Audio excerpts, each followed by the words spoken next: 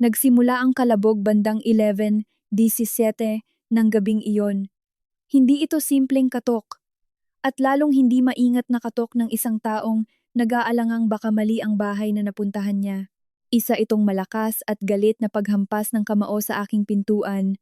Sapat ang lakas upang panginginigin ang mga nakakuwadrong litrato sa pasilyo.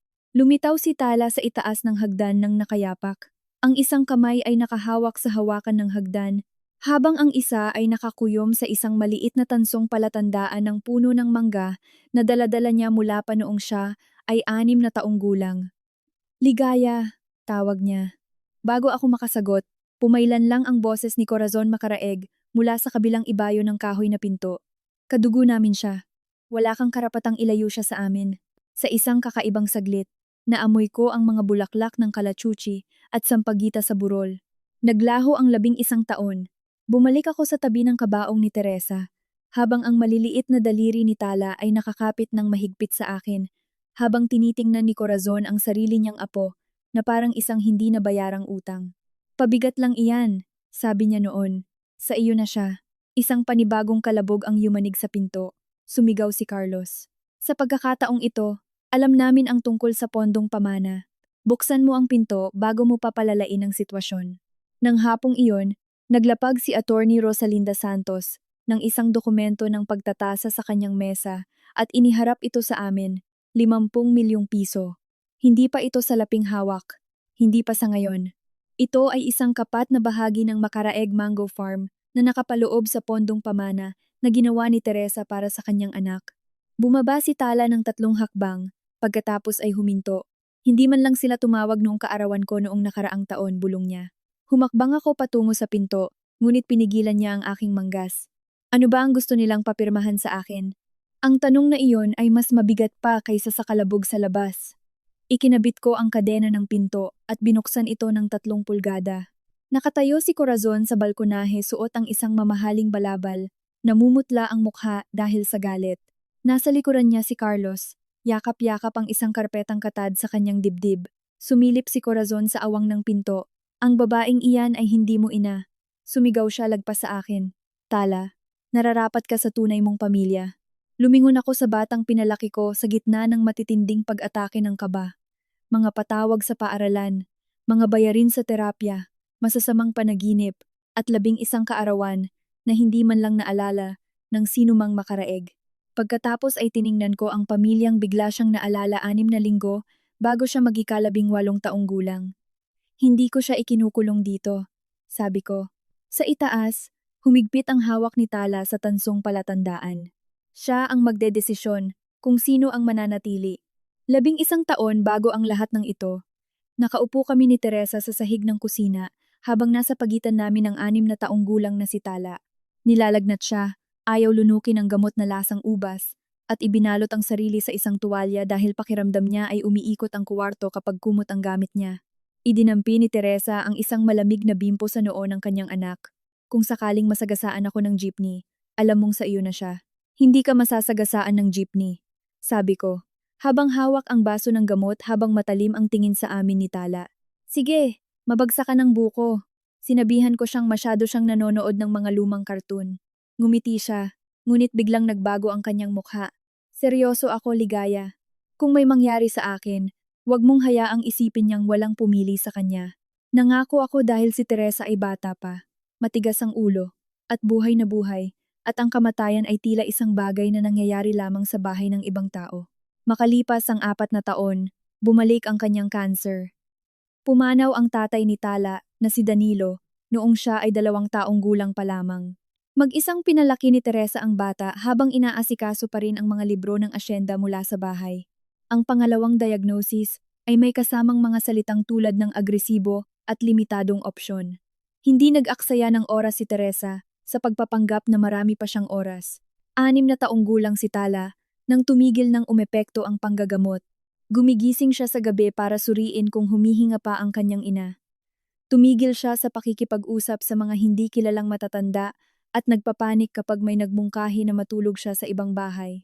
Tinawag ito ng kanyang tagapayo na matinding takot sa pagkakawalay na pinalala ng pangungulila bago pa man may mawala. Tinawag naman ito ni Tala na pag-iingat.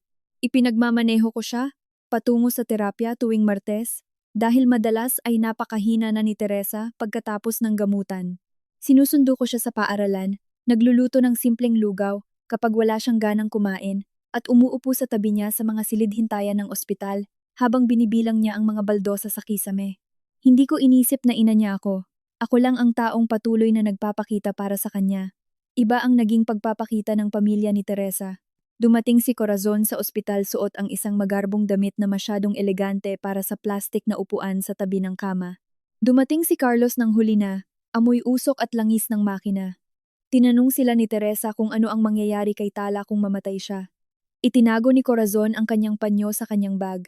Nagsasalita ka na parang tapos na ang usapan. Tapos na nga, sabi ni Teresa. Kailangan kong malaman kung sino ang mag-aalaga sa kanya. Nagsalita si Carlos tungkol sa panahon ng anihan ng mangga, pasweldo sa mga tao, at ang kawalan ng espasyo ni Corazon sa bahay. Binanggit naman ni Corazon ang gastos sa terapya, ang hirap matulog ni Tala, at kung gaano kahirap para sa isang batang ganoon kanerbyosa ang makibagay. Kailangan niya ng higit sa maibibigay namin. Sa wakas ay sinabi ni Carlos. Tiningnan siya ni Teresa. Kailangan niya ng taong mananatili. Walang sumagot sa kanilang dalawa. Nang sumunod na linggo, dumating si Atinio Rosalinda Santos. Sa ospital dala ang isang itim na karpeta. Ipinaliwanag niyang maaaring italaga ako ni Teresa bilang legal na tagapag-alaga ni Tala, ngunit kailangan pa rin itong aprubahan ng korte. Mabagal na pumirma si Teresa. Tumitigil tuwing nangangawit ang kanyang kamay. Pumirma ako kung saan itinuro ni Attorney Rosa. Bagaman mas malala ang panginginig ng aking mga daliri kaysa sa kanya. Nang lumabas si Ati, Rosa, sinabi ko kay Teresa na natatakot ako. Ako rin, sabi niya, kaya nga ikaw ang hinihingian ko ng pabor. Hindi pa ako nakapagpalaki ng bata. Ilang taon mo na akong tinutulungang palakihin ang batang ito. Mas kinatakutan ko ang katotohanan kaysa sa mga dokumento. Makalipas ang ilang araw, pinakiusapan ako ni Teresa na dalhin si Tala sa ospital, mula sa kahon sa tabi ng kanyang kama. Kinuha niya ang isang maliit na tansong palatandaan na madilim na dahil sa kalumaan. May numerong nakaukit dito sa tabi ng pangalang Makaraeg Mango Farm. Ito ang tumutukoy sa hanay kung saan ko itinanim ang puno mo, sabi niya kay Tala. Ang tagsibol na ipinanganak ka. Hinaplos ni Tala ang mga numero gamit ang kanyang hinlalaki. Nariyan pa ba ito? Nariyan pa noong huling beses kong tiningnan. Mamatay ba ito kung mamatay ka? Pumikit sandali si Teresa. Hindi. Kung may magpapatuloy sa pag-aalaga nito. Ibinulsa ni Tala ang tansong palatandaan. Dinala niya ito araw-araw simula noon. Pumanaw si Teresa makalipas ang 3 linggo. Sa burol, nakadikit si Tala sa aking tagiliran suot ang isang madilim na asul na bestida.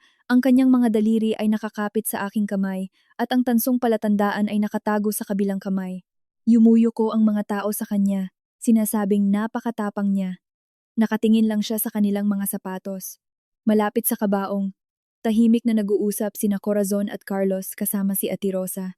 Narinig ko ang aking pangalan, tapos ay tagapag-alaga, at pagkatapos ay ang iskediul ng terapya ni Tala. Sumulyap sa amin si Corazon gamit ang parehong ekspresyon na ipinakita niya noong pinag-uusapan nila ang bayarin sa ospital. Nang lumapit ako, hindi niya pinahina ang kanyang boses. Ayaw namin ng pabigat, sabi niya. Sabay turo sa batang hawak ang aking kamay. Sa iyo na siya. Nakatingin lang si Carlos sa sahig. Ang kanyang pananahimik, ang pangalawang pagtakwil. Gusto kong sabihin kay Corazon kung anong klasing babae ang magsasabi ng ganoong bagay sa tabi ng kabaong ng kanyang anak, ngunit tumigas na ang kamay ni Tala sa loob ng aking kamay at hindi na ito tungkol sa pananalo sa isang argumento. Lumuhod ako hanggang sa magkapantay ang aming mukha. Uuwi na tayo, sabi ko. Hindi niya tinanong kung kaninong bahay ang tinutukoy ko. Nagpahila lang siya palayo. Nang gabing iyon, matapos umalis ang huling kapitbahay, naupo si Tala sa gilid ng kama sa silid tulugan ng panauhin na suot pa rin ang kanyang sapatos. Isang maliit na bag ang nakalagay sa tabi niya.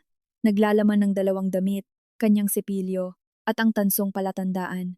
Saan ka pupunta? Tanong ko. Nakatingin siya sa sahig. Akala ko baka dadalhin mo ako sa ibang lugar bukas. Bakit ko naman gagawin iyon? Dahil sabi ni Lola sa iyo na ako, humina ang boses niya.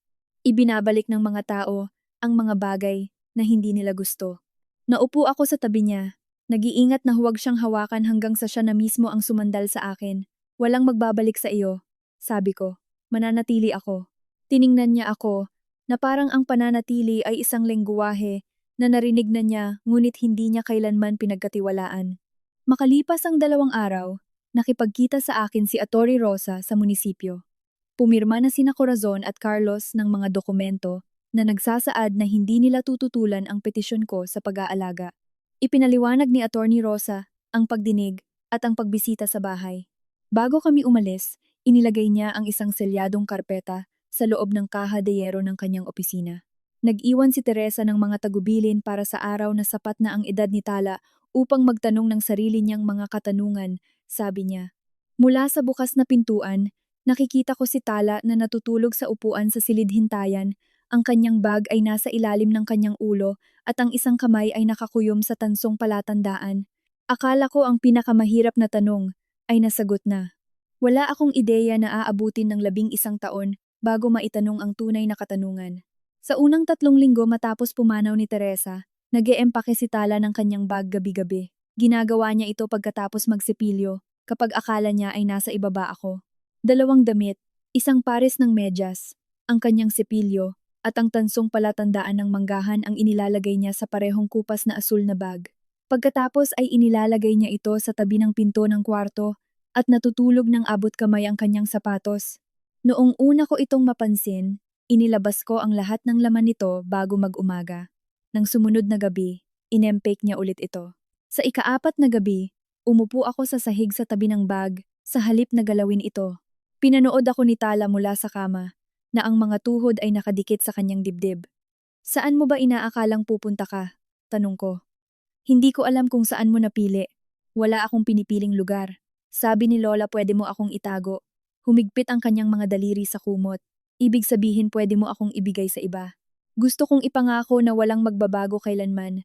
Ngunit napakarami na ang nagbago para maging totoo iyon sa pandinig. Nasa kusina ko ang seryal mo. Nasa banyo ko ang gamot mo. Bukas dadalhin kita sa terapya at pagkatapos ay babalik tayo rito. Sumulyap siya sa bag. Hanggang kailan? Hanggang kailan mo ako kailangan? Kinaumagahan, nakaempake pa rin ang bag, ngunit iniwan niya ito sa tabi ng kama nang umalis kami. Iyon ang simula ng aming buhay ng magkasama. Walang malaking deklarasyon, isang maliit na bag lang na naiwan. 40 minuto ang biyahe patungong terapya tuwing Martes. Bago naging pinal ang legal na pag-aalaga, halos walang sakop ang siguro. Pagkatapos noon, mayroon pa ring mga dagdag bayad, mga konsultasyon sa paaralan, at mga appointment sa labas ng sakop ng siguro. Natutunan ko kung aling mga bayarin ang pwedeng ipagpaliban, at kung sinong mga kliyente ang magpapatawad sa naantalang pagpapadala ng mga gawa. May mga linggong nauupo lang si Tala sa buong sesyon ang hindi nagsasalita. Hindi ko kailanman tinanong kung ano ang sinabi niya sa tagapayo. Tinatanong ko lang kung gusto niya ng musika o katahimikan sa biyahe pa uwi. Isang hapon, sinabi niya, katahimikan, pero hindi yung klase na galit ka. Kaya, tahimik akong nagmaneho at humuhuni ng mahina, sapat lang para malaman niyang nandyan pa rin ako. Ang unang pagkakataon na tumawag ang paaralan tungkol sa isang matinding pag-atake ng kaba. Nagtatanggal ako ng barnis mula sa isang aparador na gawa sa Nara. Natagpuan ko si Tala na nakayuko sa tabi ng kabinet ng mga dokumento ng nurse, masyadong mabilis ang paghinga para makasagot sa mga tanong. Mukhang nakahinga ng maluwag ang nurse. Baka mapakalma mo siya. Hindi ko siya mapakalma. Tinuruan ako sa terapya na maaari lang akong umupo sa sahig, ilagay ang kamay ko kung saan niya ito makikita, at huminga ng sapat ang bagal para mahiram niya ang ritmo. Hinga ng 4 na segundo, pigilin ng 2, ilabas ng 6. 17 minuto ang lumipas, nakatayo na siya. Tinanong ko kung gusto niyang umuwi. Kung aalis ako, malalaman nilang lahat. Alam na nilang nahirapan ka ngayong umaga. Hindi iyon katumbas ng pag-alam kung sino ka talaga. Tinapos niya ang araw sa paaralan. Naghintay ako sa paradahan dahil pinakiusapan niya akong huwag umalis. Nang lumabas siya, umakyat siya sa sasakyan nang hindi man lang tinitingnan kung nakaempake pa rin ang kanyang bag. Pagsapit ng ika-4 na baitang, naging madalang na ang mga pag-atake ng kaba, ngunit ang takot sa likod nito ay nanatili. Noong tagsibol na iyon, inatasan ang kanyang klase na gumawa ng proyekto sa puno ng angkan. Kasama si Teresa, sa ilalim ng salitang ina. Kasama si Danilo sa tabi niya, bagaman halos walang naaalala si Tala tungkol sa kanya. May malinaw ring pwesto sina Corazon at Carlos. Karapat-dapat man sila rito o hindi. Tinapik ni Tala ang isang walang laman na sanga. Saan kita ilalagay? Kung saan mo tingin ako nararapat? Walang kahon para sa iyo. Naglagay ako ng blankong papel sa tabi ng papel ng gawain. Eh di gumawa ka. Mabubura ba nun si Mama? Hindi. Ang pagmamahal sa akin ay walang ibabawas sa kanya. Gumuhit siya ng panibagong sanga sa tabi ni Teresa. Binigyan siya ng guro ng mababang marka dahil hindi siya sumunod sa padron. Ikinuwardro ko pa rin ito. Hindi dumalo ang mga makaraeg sa presentasyong iyon. Wala sila sa kanyang ikasampung kaarawan sa pagtatapos niya ng elementarya at noong Pasko na dinala kami sa klinika dahil sa sakit sa tiyan, dahil inakala ni Tala na ang labis na pagkauhaw ay panibagong pag-atake ng kaba. Nagpadala si Corazon ng isang walang pirma na card sa loob ng mga taong iyon. Tumigil na akong umasa sa kanila bago pa man si Tala. Malapit sa bawat kaarawan, tinitingnan pa rin niya ang telepono kapag tumutunog ito. Sa pagtatapos, sinabi niyang hindi niya gustong naroroon sila. Pagkatapos ay itiniklop ang programa hanggang sa mapunit ang papel sa mga tupi. Itinayo ko ang aking talyer sa pag-aayos ng mga lumang muebles sa mga taon ding iyon. Noong una, nagtrabaho ako mula sa garahe habang gumagawa si Tala ng takdang aralin sa isang lamesang natitiklop sa tabi ko. Kinalaunan, umupa ako ng isang makitid na pwesto na may sapat na espasyo para sa 3 mesa ng paggawa. Gusto ni Tala ang pagliliha dahil nagbibigay ito sa kanyang mga kamay ng paulit-ulit at nakakakalmang gawain. Natutunan niyang ang pagmamadali ay nagiiwan ng marka at ang pinsala ay hindi nawawala dahil lang sa mukhang makinis na ulit ang ibabaw. Nang siya ay 14, binuksan niya ang isang resibo mula sa seguro na nagpapakita kung magkano ang ginastos sa terapya ng taong iyon. Pasensiya na po dito, sabi niya. Sa pagbabasa ng sulat mo, sa paggastos ng ganito kalaki, itinuro niya ang kabuuan. Pwede akong pumasok ng mas madalang. Kailangan mo ang mga appointment na iyan. Mas marami ka sanang pera kung wala ako rito. Ang pag-aalaga ay hindi utang. Tala, wala kang utang sa akin dahil lang sa paglaki mo. Tumango siya. Ngunit ang pasasalamat ay naging isa na sa mga paraan upang paliitin niya ang kanyang sarili. Humingi siya ng tawad bago magpahatid at palaging pinipili ang pinakamurang pagkain sa listahan ng pagkain. Sinasabi ko sa sarili ko na tinuturuan ko siya ng pagiging praktikal. Hindi ko napansin kung gaano ko siya kadalas na binibigyan ng pabuya dahil madali siyang pakisamahan. Pagsapit ng 17, nagtrabaho si Tala 2 hapon sa isang linggo sa pampublikong aklatan at naghahanda ng aplikasyon para sa isang lokal na pamantasan ng lungsod. Mas may alam na siya kung paano labanan ang labis na pagkabalisa, ngunit nagpapabagal pa rin sa kanya ang pressure. Kailangan niya ng oras bago sumagot sa mahihirap na tanong. Nagsimula rin siyang mag-alala na iwan ako. Isang gabi, natagpuan ko ang aplikasyon sa kolehiyo na bukas sa kanyang laptop. Blanko ang seksyon na nagtatanong kung plano niyang tumira sa bahay. Ano ang gagawin mo kung bumukod ako balang araw? Tanong niya. Muntik ko nang sabihin sa kanya na magiging ayos lang ako. Sa halip, sinabi ko, hindi ka pa naman aalis. Hindi iyon isang sagot. Ito ay isang paraan upang tapusin ang tanong. Ang gawaing iyon ay tahimik na lumago. Sa mga pagpupulong sa paaralan, ipinapaliwanag ko kung ano ang kailangan ni Tala bago pa siya makapagsalita. Sa mga medikal na appointment, ako ang sumasagot kapag nagtatanong ang mga doktor tungkol sa nararamdaman niya. Nang banggitin ng isang tagapayo ang tungkol sa isang magdamagang oryentasyon sa kolehiyo, sinabi kong hindi gusto ni Tala na matulog sa ibang bahay. Minsan itinatama niya ako. Mas madalas na hinahayaan niya akong magsalita dahil mahal niya ako at ayaw niyang magmukhang walang utang na loob. Pinagkamalan kong pagsang-ayon ang kanyang katahimikan. Dahil ang pagsang-ayon ay hindi gaanong nakakatakot kaysa sa posibilidad na hindi na niya ako kailangang makaalam ng lahat ng una. 6 na linggo bago ang kanyang 18 kaarawan, dinala ni Tala ang lumang kahon ng mga alaala sa kusina. Nakapatong ang tansong palatandaan ng manggahan sa kanyang palad. Gusto kong malaman ang tungkol sa puno ni Mama, sabi niya. Ano tungkol doon? Nariyan pa ba sa asyenda? Palagay ko oo, hindi mo pa ako nadala doon. Sinabi ko sa kanyang hindi kailanman nag-imbita ang mga makaraeg at hindi ko ginustong ilantad siya sa mga taong nagpakita na kung ano ang tingin nila sa kanya. Hindi iyan ang sagot kung tinatanong kung ano ang gusto ko. Bata ka pa noon. Hindi na ako 6 na taong gulang. Siya na mismo ang nagbukas ng kahon. Sa loob ay may mga litrato, pulseras mula sa ospital ni Teresa, 2 card para sa kaarawan sa kanyang sulat kamay, at isang kupas na litrato ng mga puno ng mangga sa ilalim ng puting langit ng tag-araw. Maingat na inangat ni Tala ang bawat bagay. Kinikilala ang isang ina na itinago ko ng pira-piraso. Kinuwento ko sa kanya kung paano tumawa si Teresa kapag kinakabahan at kung paano hindi siya kailanman sumusunod sa isang resipe nang hindi ito binabago. Sa tuwing nagtatanong si Tala tungkol kina Corazon o Carlos, inililihis ko ang usapan patungo kay Teresa.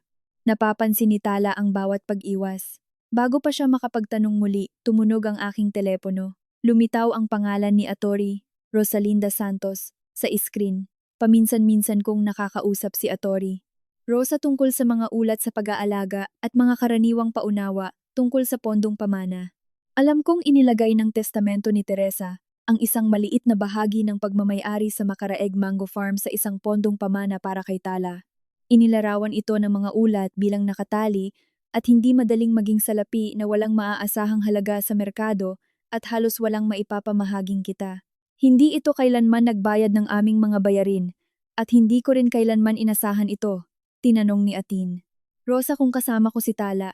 Nandito si Tala sa tabi ko. Kailangan ko kayong dalawa sa opisina ko bukas, sabi niya.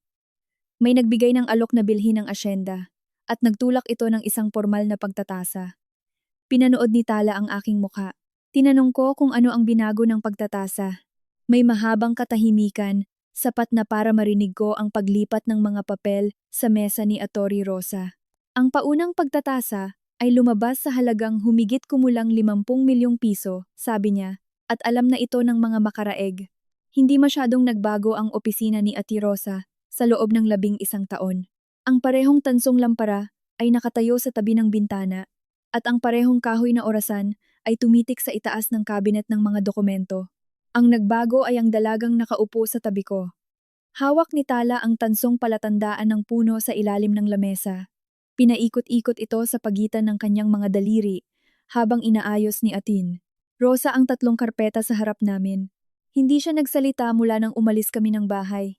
Tumingin si Attorney Rosa sa kanya sa halip na sa akin. Bago tayo mag-usap tungkol sa mga numero, gusto kong maintindihan mo kung sino ang kinakatawan ko. May sariling abogado ang tagapangasiwa ng pondo. May sariling abogado ang Makaraeg Mango Farm. Nandito ako para sa iyo, Tala, para maintindihan mo kung ano ang hinihiling nilang isaalang-alang mo. Tumango si Tala ng isang beses. Maaaring manatili si Ligaya kung gusto mong nandito siya. Sumulyap si Tala sa akin at pagkatapos ay pabalik kay Atiyo. Rosa, gusto ko siyang nandito. Gusto ko lang nasagutin ako ng mga tao. Hindi matalim ang mga salita, ngunit ramdam ko ang mga ito. Itiniklop ko ang aking mga kamay sa aking kandungan upang hindi ko aabutin ang kanyang kamay. Binuksan ni Atini Rosa ang unang karpeta. Ipinaliwanag niyang lumikha ng pondong pamana ang testamento ni Teresa para kay Tala. Alam ko na iyon.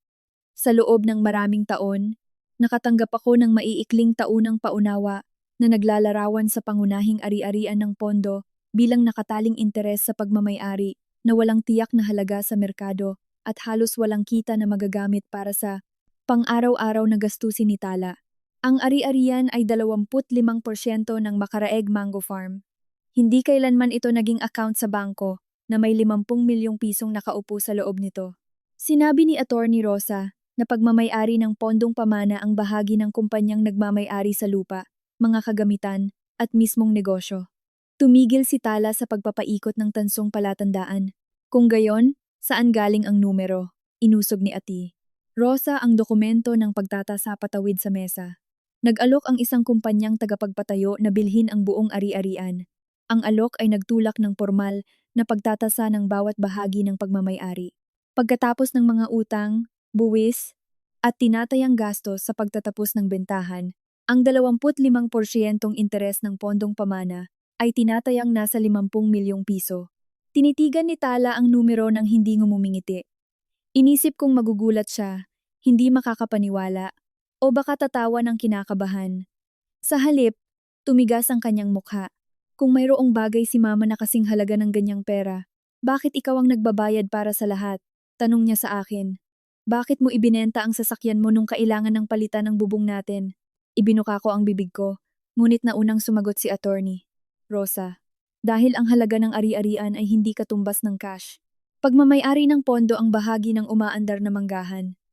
Hindi ito pwedeng magbenta ng ilang puno kapag kailangan mo ng pambayad sa doktor. Idinisenyo ito ng iyong ina upang protektahan ng isang bagay para sa iyong kinabukasan, hindi para lumikha ng panggastos habang bata ka pa. Muling tiningnan ni Tala ang dokumento ng pagtatasa.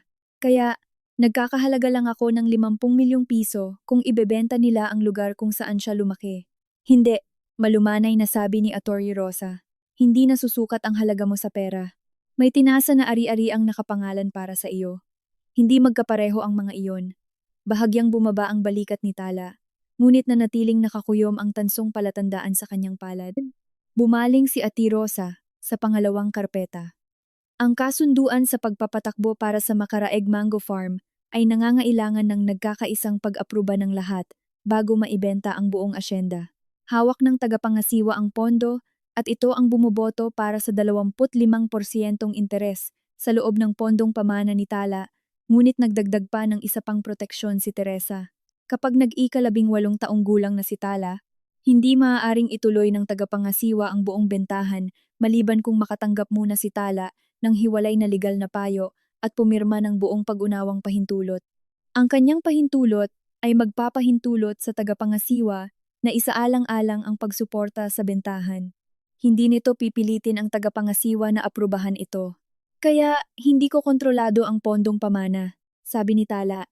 Hindi kung ikaw lang mag-isa, sagot ni Atinio Rosa.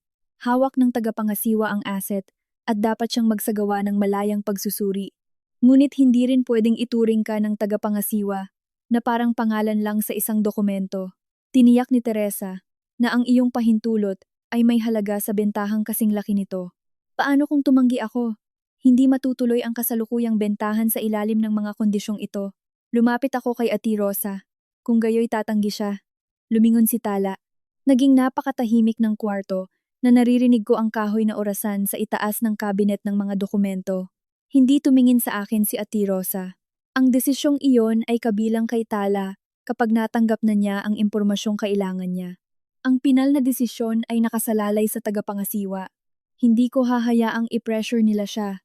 Iba iyon sa pagpapasya para sa kanya, sabi ni Ati Rosa. Inilapag ni Tala ang tansong palatandaan sa mesa. Bakit nagbabago ang lahat kapag nag-18 taong gulang na ako? Dahil iyon ang panahon kung kailan nagiging aktibo ang karagdagang probisyon sa paghingi ng pahintulot. Gusto ng iyong ina na sapat na ang edad mo para tumanggap ng malayang payo bago may humiling sa iyong aprubahan ang pagbebenta ng buong asyenda. Nagpabalik-balik ang tingin ni Tala sa aming dalawa. May kinalaman ba si Papa dito? Umiling si Ati Rosa. Ay, ang ari-arian ni Danilo Reyes ay dumaan sa korte pagkatapos niyang mamatay noong 2 taong gulang ka pa. Walang anumang galing sa kanyang pamilya ang kasama sa pondong pamana ng Makaraeg at walang sinuman sa panig ng mga Reyes ang may anumang pagmamayari, karapatan sa pag-aalaga o pag-aangkin na may kinalaman sa asyenda. Galing itong lahat kay Teresa. Sabi ni Atini Rosa. Walang sinuman mula sa pamilya ng tatay mo ang maaaring makialam sa transaksyong ito. Tahimik na inunawa ito ni Tala. Marahil ang tanong na iyon ay matagal nang naninirahan sa kanya nang higit pa sa nalalaman ko. Isinara ni Atini Rosa ang unang 2 karpeta, ngunit iniwan ang pangatlo na hindi nagagalaw. Nakipag-ugnayan si Carlos Makaraeg sa tagapangasiwa pagkatapos ng pagtatasa. Hiniling din niyang makipagkita sa iyo. Nauna ang reaksyon ng katawan ko bago ako nakapag-isip. Hindi, muling tumingin si Tala sa akin. Nananatiling kalmado ang ekspresyon ni Ati Rosa. Wala pa akong isinasaayos. Gusto kong maintindihan muna ni Tala ang estruktura bago niya marinig ang bersyon ni Numan kung ano ang ibig sabihin nito. Nagkaroon sila ng 11 taon para makipagkita sa kanya. Sinabi kong hindi sila pwedeng dumating lang ngayon dahil may halaga na ang lupa. Idiniin ni Tala ang kanyang hinlalaki sa gilid ng tansong palatandaan. Anong sinabi ni Carlos? Sinabi niyang may malaking utang ang asyenda at ang bentahan ay maaaring kinakailangan upang protektahan ang pamilya at ang mga empleyado nito. Pamilya ang sinabi niya. Bulong ni Tala. Naghintay si Atinio Rosa. Tumingin si Tala sa akin. Pwede ba nila akong kunin palayo sa iyo? Ang tanong ay nagpabalik sa alaalang nakaimpake ang bag sa tabi ng pintuan ng kwarto. Pinigilan ko ang sarili kong sumagot agad. Lumapit si Atini Rosa. Hindi sila maaaring basta-bastang sumulpot at angkinin ka dahil lang magkadugo kayo. 17 taong gulang ka na. Si Ligaya ang naging legal na tagapag-alaga mo sa loob ng 11 taon at ang iyong kagustuhan ay napakahalaga sa anumang pagdinig. Puwede silang magbanta, mamilit at manakot. Iba iyon sa pagkakaroon ng legal na kapangyarihan para kunin ka. Ayokong nakikipag-ugnayan sila sa kanya. Sabi ko lahat ay daraan sa akin. Nagbago ang mukha ni Tala. Hindi pa iyon galit. Isa itong pagka-realize. Maingat na nagsalita si Atinio Rosa. Hanggang sa mag-18 taong gulang si Tala, mananatili kang tagapag-alaga niya. Puwede mo siyang protektahan sa panggugulo. Ngunit ang legal na proteksyon ay hindi dapat makapigil sa kanya na makatanggap ng impormasyon tungkol sa kanyang sariling ari-arian o magdesisyon kung gusto niya ng formal na pakikipag-usap. Alam ko ang ginagawa nila. Kinuha ni Tala ang tansong palatandaan. Alam mo kung ano ang ginawa nila 11 taon na ang nakalipas. Walang sino man sa atin ang eksaktong nakakaalam kung ano ang ginagawa nila ngayon. Nakakatakot ang pangungusap na iyon dahil totoo ito. Sa biyahe pa uwi, pinanood ni Tala ang mga manggahan na dumaraan sa labas ng bintana. Ang mga hanay ng puno ay umaabot sa likod ng mga bakod, berde at maayos tingnan mula sa kalsada. Nagtatago ng anumang pinsala na maaaring naroon sa mas looban nito. Bakit nalaman nila agad? Tanong niya. Ang kumpanya na nag-aalok ay malamang na nakipag-ugnayan sa bawat miyembro. Hindi sila tumawag nang magtapos ako ng elementarya. Alam ko, hindi sila tumawag noong may sakit ako. Alam ko rin iyon. Pero may nagsabi sa kanilang, ang bahagi ko ay nagkakahalaga ng pera at nakipag-ugnayan na agad si Carlos sa isang abogado bago ko pa man marinig ang tungkol dito. Hinigpitan ko ang hawak ko sa manibela. May sinasabi iyon sa'yo. Sinasabi nitong may kailangan sila. Sabi niya. Hindi nito sinasabi kung ano ang sasabihin nila para makuha ito. Gusto kong sabihin sa kanya na walang kwenta, ang kahit anong sabihin nila. Gusto kong isara ang lahat ng pinto bago nila siya maabot. Sa halip, nagmaneho ako pa uwi, habang nasa pagitan namin ang babala ni Attorney Rosa. Sa ganap na alas 11:17 ng gabing iyon, yumanig ang unang kalabog sa pintuan. Lumitaw si Tala sa itaas ng hagdan, habang naglalakad ako sa pasilyo. Narinig ko na ang boses ni Corazon sa kabila ng kahoy bago ko pa ito marating. Kadugo namin siya. Wala kang karapatang ilayo siya sa amin. Ibinalik ng pangungusap na iyon ang amoy ng sampagita at kalachuchi ng burol sa aking lalamunan. Sumunod na sumigaw si Carlos. Gusto lang naming iligtas ang manggahan ni Teresa. Buksan mo ang pinto. Ikinabit ko ang kadena at binuksan ang pinto ng ilang pulgada. Nakatayo si Corazon sa ilalim ng ilaw ng balkonahe suot ang isang mamahaling balabal. Hawak ni Carlos ang isang karpetang katad sa kanyang dibdib. Kailangan niyo nang umalis, sabi ko. Sinubukang sumilip ni Corazon, lagpas sa akin. Tala, iha, nakagawa kami ng mga pagkakamali. Nararapat ka sa tunay mong pamilya. Bumaba si Tala sa kalagitnaan ng hagdan. Hindi siya lumapit. Ano ang kailangan ninyong papirmahan sa akin? Tanong niya. Lumipat ang tingin ni Carlos kay Corazon.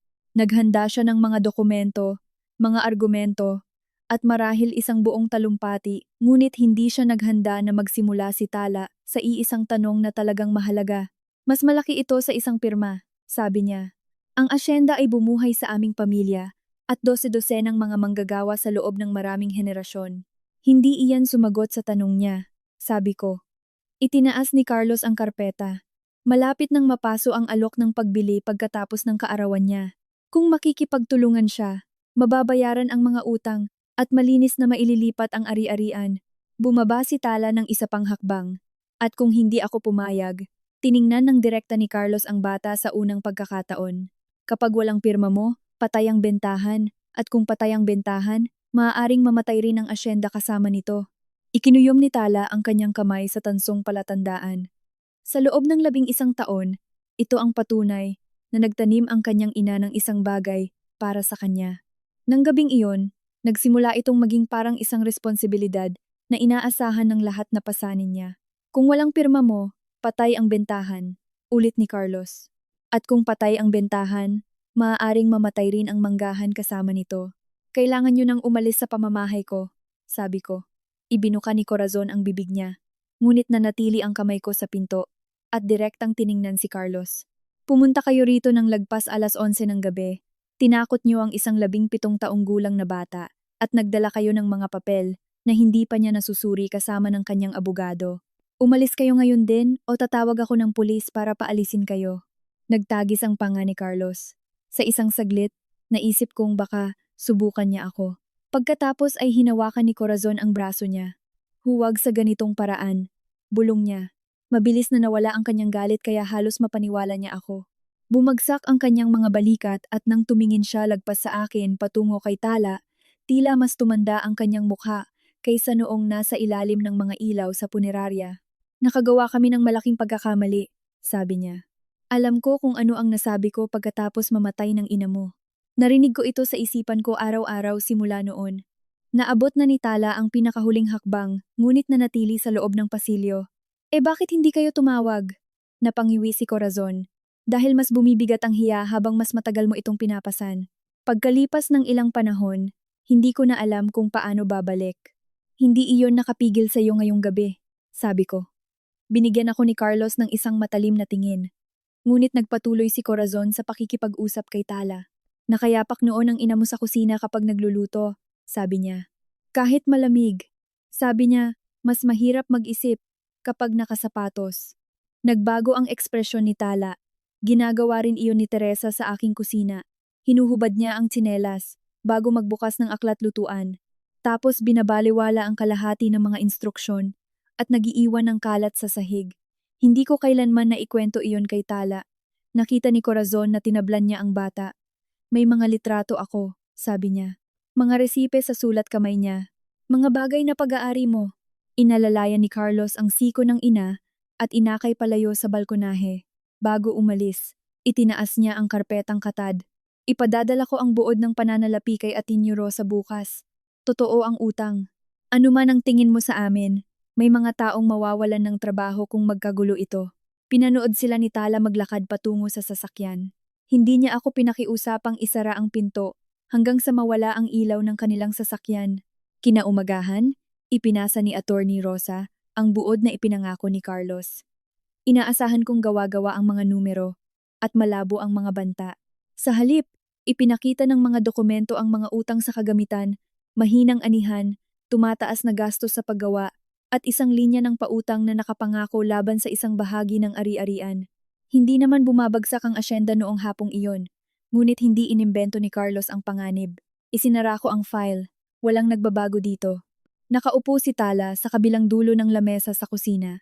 Binabago nito ang katotohanang baka hindi siya nagsisinungaling. Pumunta siya sa bahay natin sa gitna ng gabi. Alam ko kung ano ang ginawa niya.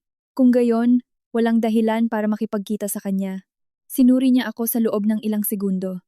May karapatan ka bang magdesisyon dyan dahil ikaw pa rin ang legal na tagapag-alaga ko? Hindi iyan ang tinanong ko. Sumikip ang dibdib ko sa tanong na iyon.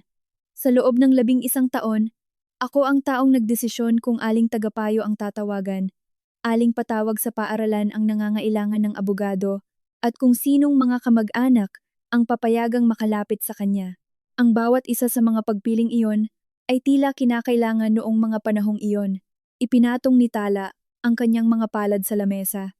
Sabi ni Atian, Rosa, dapat kong maintindihan kung ano ang gusto nila bago ako magdesisyon. Gusto nila ng pahintulot mo. Siguro. Pero may alam din si Lola tungkol kay Mama na hindi ko alam. Hindi siya nagiging ligtas dahil doon.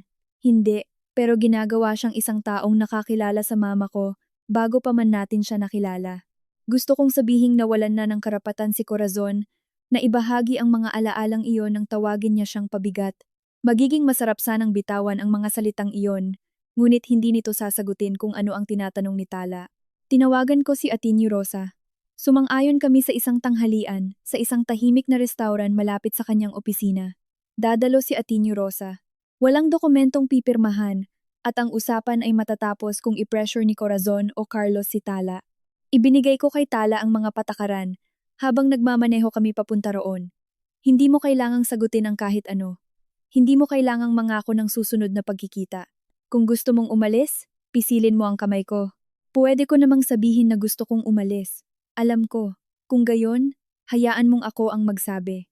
Tumango ako. Bagaman ang bawat parte ko ay gustong magkaroon ng pribadong senyales na ako lang ang makakakilala. Dumating si Corazon bitbit ang isang manipis na kahon. Nagdala si Carlos ng isa pang karpeta ngunit iniwan itong nakasara sa tabi ng kanyang upuan matapos siyang paalalahanan ni Atuni. Rosa na ang tanghalian ay hindi isang pulong pang negosyo.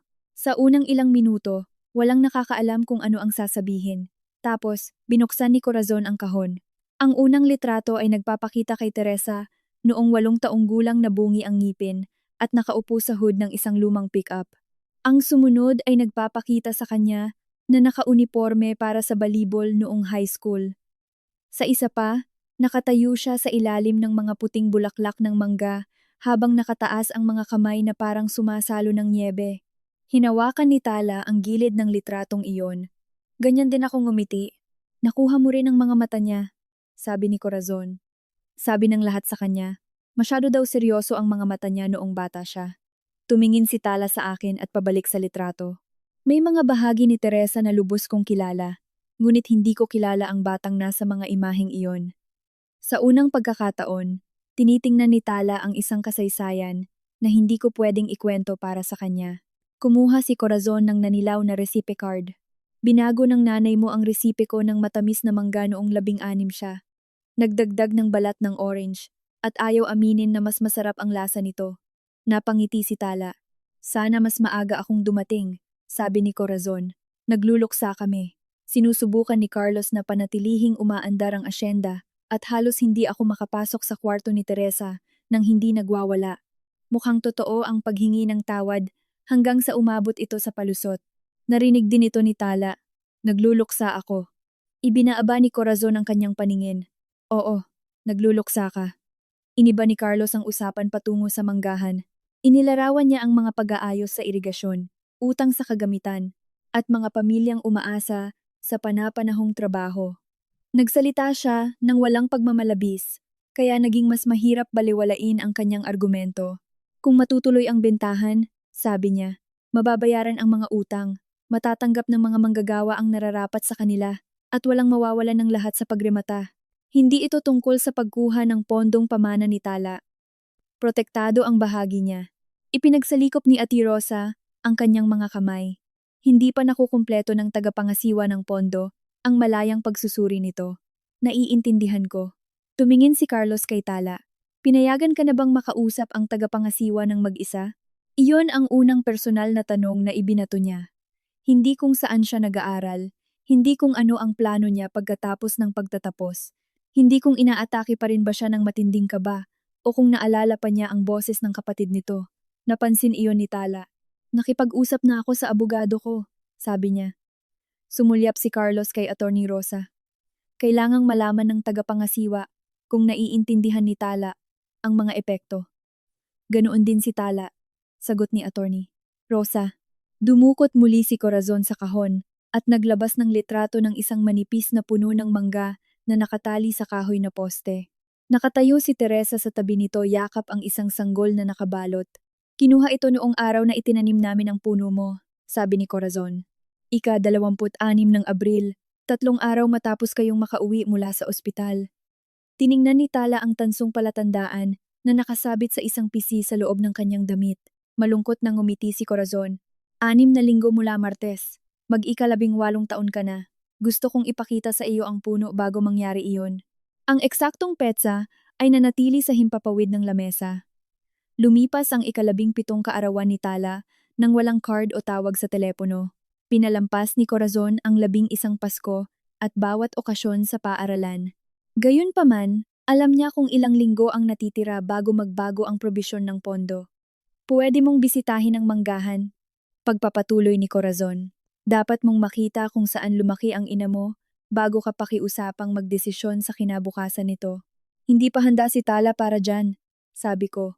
Tumingin silang apat sa akin. Nanahimik ang mukha ni Tala. Ginawa mo na naman. Sinusubukan ko lang pigilan na mangyari ito ng sobrang bilis. Sabi ni Carlos, hindi ko maintindihan ang negosyo. Sabi ni Lola, kailangan ko ang tunay kong pamilya. Sabi mo, hindi pa ako handa. Bawat isa ay may magkakaibang rason, pero kayong lahat ay panay ang desisyon kung ano ang kaya ko. Hindi iyon patas. Hindi nga, mahinang sabi niya. Natapos agad ang tanghalian pagkatapos noon. Pinakiusapan ni Corazon si Tala na itago ang mga litrato, ngunit mga kopya lamang ang tinanggap ni Tala. Hindi binuksan ni Carlos ang kanyang karpeta. Ang pagpipigil na iyon ay mas nag-alala sa akin kaysa kung nagkaroon pa ng isa pang pagtatalo. Sa kotse, sinabi ko kay Tala na napatunayan ng pagkikita ang aking mga pag-aalala. Nagtanong si Carlos tungkol sa tagapangasiwa ng pondo bago magtanong tungkol sa kanyang buhay. Naalala ni Corazon ang petsa na may halaga ang kanyang pahintulot, ngunit hindi ang mga kaarawan noong kailangan niya ito. Nakita ko ang lahat ng iyon, sabi ni Tala. Kung gayon naiintindihan mo kung bakit masamang ideya ang pagbisita sa manggahan. Nakita ko rin ang sulat kamay ng mama ko. Nakita ko ang hitsura niya sa edad ko. Bakit lagi kang umaarte na lahat ng ibinibigay nila sa akin ay automatikong bahagi ng plano nila dahil ginagamit nila ang mga bagay na iyon para makuha ka. At ginagamit mo ang ginawa nila 11 taon na ang nakalipas para pigilan akong malaman ang anumang bago. Tumingin siya sa labas ng bintana at hindi na nagsalita muli. Makalipas ang 2 araw, may dumating na sobre na naka-address kay Tala gamit ang maingat na sulat kamay ni Corazon. Tumayo ako sa kusina, hawak iyon ng ilang minuto. Alam kong ang tamang gawin ay ilagay ito sa tabi ng plato ni Tala sa almusal at hayaan siyang magdesisyon kung bubuksan niya ito. Sa halip, inisip ko ang boses ni Corazon na papasok muli sa bahay namin. Inisip kong baka pumayag si Tala na bisitahin ang manggahan bago pa man siya maihanda ni Ate ni Rosa. Inisip kong baka mawala ang 11 taong tiwala dahil sa isang babaeng nagdala ng mga litrato sa isang tanghalian.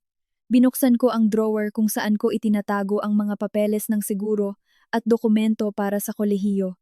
Pagkatapos ay inilagay ko ang saradong sobre sa ilalim ng mga ito. Sabi ko sa sarili ko ibibigay ko ito kay Tala pagkatapos niyang makausap ang kanyang tagapayo. Sabi ko sa sarili ko, ang paghihintay ay hindi pareho sa pagtatago. Nang gabing iyon naabutan ako ni Tala na nakatayo sa kusina. Binibilang ang natitirang mga linggo sa kalendaryo nang hindi namamalayan na ginagawa ko ito. Bakit lahat nagbibilang hanggang sa kaarawan ko? Tanong niya. Tumingin ako sa kanya at sinabing, wala. Sa likod ko, sa loob ng nakasarang drawer, naghihintay ang hindi pa nabubuksang sulat ni Corazon na may pangalan ni Tala sa harap. 2 linggo pagkatapos ng unang pagkikita namin kay Attorney Rosa, na may eksaktong 4 na linggo bago ang ika-18 kaarawan ni Tala. Dinala ko siya sa Makaraeg Mango Farm. Ang pagbisita ay hindi desisyon ni Corazon o desisyon ko. Pinag-usapan ito ni Tala kasama ang kanyang tagapayo, pagkatapos ay pinakiusapan si Ateneo Rosa na maglagay ng malilinaw na kondisyon. Mananatili kami roon ng 2 oras. Walang dokumentong pipirmahan. Maaaring ipaliwanag ni Carlos ang negosyo, ngunit anumang record sa pananalapi na mabanggit niya ay dapat ipadala kay Attorney Rosa pagkatapos. Pumayag ako dahil ang pagtanggi ay magpapatunay sa eksaktong paratang ni Tala laban sa akin. Sumulpot ang manggahan pagkatapos ng isang mababang burol. Ang mga hanay ng pagod at berdeng puno ay umaabot hanggang sa isang luma at pinaglipasan ng panahong bodega ng mangga. Nakapatong ang liwanag ng hapon sa mga dahon, ngunit ang lupa sa ilalim ng mga ito ay tuyo at maalikabok. Amoy mainit na mangga, alikabok, at lumang kahoy ang hangin. Sa likod ng gusali, may mga walang lamang kahon na nag-uumpugan, lumilikha ng mabagal at guwang na tunog. Maganda ang lugar, pero hindi ito malusog. May ilang hanay na nawawalan ng mga puno. May nakalabas na tubo ng irigasyon sa tabi ng kanal na tinagpian sa 3 magkakaibang lugar. Ang isang traktora ay walang gulong sa likod. Hindi inimbento ni Carlos ang mga problema ng asyenda para maniwala kami. Naghintay si Corazon malapit sa lumang bahay. Hindi niya sinubukang yakapin si Tala. Sa pagkakataong ito, tila naiintindihan niyang baka umurong si Tala kapag kumilos siya ng mabilis. Naisip kong, pwede tayong magsimula sa loob, sabi niya. Ang kuwarto ng nanay mo ay halos katulad pa rin ng iniwan niya. Hinawakan ni Tala ang tansong palatandaan sa loob ng kanyang damit. Itinago mo ito ng 11 taon. Itinago ko ito ng mas matagal pa doon. Amoy pamakintab at matamis na mangga ang lumang bahay. May halong amoy ng kalumaan. Puno ng litrato ng pamilya ang pasilyo. Lumilitaw si Teresa kahit saan, bilang isang batang may gasgas sa tuhod, bilang teenager sa uniforme sa balibol, at bilang isang dalaga na may hawak na tray ng mga dipantay na hiwa ng mangga. Bumagal ang lakad ni Tala sa harap ng bawat litrato. Sa isang litrato, nakatayo si Teresa na nakatagilid ng bahagya ang ulo kapag ngumingiti. Ganyan din ang ginagawa ni Tala tuwing sinusubukan niyang pigilan ang pagtawa. Sa isa pa, Nakaupo si Teresa na nakadekwatro sa hagdan ng balkonahe. Ipinulupot ang isang naputol na sinulid sa kanyang daliri. Napatingin si Tala sa ibaba at napagtanto na ginagawa niya mismo iyon sa laylayan ng kanyang damit sa buong buhay niya. Ang pagkakahawig nila ay laging binabanggit ng ibang tao pero hindi ko mapatunayan. Sa loob ng pasilyong iyon, naging totoo ito. Binuksan ni Corazon ang isang makitid na kuwarto sa dulo ng ikalawang palapag. May mga kumupas na bituin na iginuhit sa kisame. May mga marka na umaakyat sa isang gilid ng pintuan. Bawat isa ay may nakasulat na edad ni Teresa. Inilagay ni Tala ang kanyang mga daliri malapit sa linyang may markang 17. Mas pandak siya kaysa sa akin. Ayaw na ayaw niya iyan, sabi ni Corazon. Palaging inilalagay ni Carlos ang mga gamit sa pinakamataas na istante para lang pilitin siyang humingi ng tulong. May isang maliit na inukit na kahoy na kalabaw sa ibabaw ng aparador. Maingat itong kinuha ni Tala. Inukit niya iyan sa klase sa sining. Pagpapatuloy ni Corazon, hiniwa niya ang kanyang hinlalaki kaya tinawagan ako ng guro sa trabaho. Ayaw niyang magpatahi dahil sinabi ni Carlos na tatahiin daw nila ang buong kamay niya para magsara ito. Ngumiti si Tala. Hindi ito ang pilit na ngiting ginagamit niya kapag nagbabahagi ang matatanda ng mga alaala na dapat daw niyang ma-appreciate. Lumabas ang ngiting ito bago pa niya makontrol. Nakaramdam ako ng ginhawa, tapos ay nakaramdam ako ng hiya dahil sa ginhawang iyon. Sa loob ng 11 taon, sinubukan kong panatilihing buhay si Teresa sa pamamagitan ng mga kwento at litrato, ngunit kilala ko lang ang babaeng naging siya. Kilala ni Corazon ang batang hindi kailanman nakilala ni Tala. Binuksan ni Tala ang cabinet. May nakasabit na jacket na maong sa likuran na may inisyal ni Teresa sa loob ng kwelyo. Pwede ko bang isukat? Tumango si Corazon. Medyo maiksi ang manggas, ngunit bumagay ang jacket sa balikat ni Tala na parang hinihintay siya nito. Tiningnan niya ang kanyang sarili sa salamin at saglit kong nakita silang dalawa. Ang kakaiba ng pakiramdam. Sabi niya, "Masamang kakaiba?" Tanong ko. Umiling si Tala na parang nakilala ko ang isang bagay na hindi ko pa nakikita kailanman. Nagtubig ang mga mata ni Corazon, ngunit tumalikod siya bago pa tumulo ang mga luha. Totoo ang kanyang pagluluksa. Iyon ang dahilan, kaya mas mahirap siyang balewalain. Nang makalabas na muli kami, napansin ni Corazon ang pisi sa leeg ni Tala. Iyan ba yung tansong palatandaan ng puno? Itinaas ito ni Tala sa liwanag ng araw. Binasa ni Corazon ang nakaukit na numero at itinuro sa amin ang daan lampas sa bodega patungo sa kanlurang bahagi ng asyenda. Naging mas magaspang ang lupa sa ilalim ng aming mga paa. Lumambot ang mga nahulog na mangga sa alikabok, matamis at medyo maasim na amoy. Huminto kami sa tabi ng isang lumang puno na nahati ang puno sa ibaba at naghilom paikot sa sugat nito. May natitirang maliit na palatanda ang bakal malapit sa mga ugat nito, nagdadala ng parehong numero na nasa tansong palatandaan ni Tala. Itinanim ito ng nanay mo 3 araw pag-uwi niyo mula sa ospital. Sabi ni Corazon. Si Carlos ang naghukay ng butas. Sabi ni Teresa masyado daw mababaw ang gawa niya kaya inulit niya lahat ng umalis ito. Idiniin ni Tala ang kanyang palad sa balat ng puno. Mukha itong nasira. Nakaligtas ito sa isang matinding bagyo 6 na taon na ang nakalipas, sagot ni Corazon. Akala namin mawawala ito. Tumingala si Tala sa mga sanga. May ilang manggang nakasabit sa itaas niya. Nanatili ito, bulong niya. Sumunod si Carlos sa amin doon. Nakapagpalit na siya mula sa plansadong damit na suot niya sa tanghalian tungo sa damit pantrabahong puno ng putik. Maaaring sinadya ang pagpili nito, ngunit hindi gawa-gawa ang pagod sa kanyang mukha. Ipinasyal niya kami sa pinakalumang bahagi ng asyenda at ipinaliwanag kung paano nagpasalin-salin ang ari-arian sa 4 na henerasyon. Ipinakita niya sa amin ang sirang linya ng irigasyon, ang silungan ng kagamitan, at ang isang bukid na halos walang naging ani ng taong iyon. Ang pagbenta ang magbabayad sa mga utang, sabi niya. Mababayaran ang mga manggagawa at bawat bahagi ng pagmamay-ari ay makakatanggap ng tamang halaga nito. Magkakaroon ng lahat ng pagkakataong magsimula muli nang hindi naghihintay na bangko ang magdesisyon para sa atin. Tumingin si Tala sa kabilang bahagi ng puno. Kailangan bang ibenta lahat? Hindi agad sumagot si Carlos. Pwede ba ninyong ibenta ang isang bahagi ng lupa? Patuloy niya. O magpaupa o itabi ang mga punong nagbubunga pa. Pinag-aralan na namin ang lahat ng makatotohanang opsyon. Hindi iyan kapareho ng hindi. Tumigas ang kanyang ekspresyon. Komplikado ang negosyo, Tala. Ang pagbebenta ng ilang bahagi ay lilikha ng problema sa buwis, daanan, at karapatan sa tubig. Ilang taon nang sinusubukan ng mga matatanda rito na solusyonan ito. Nagbabala na si Atio.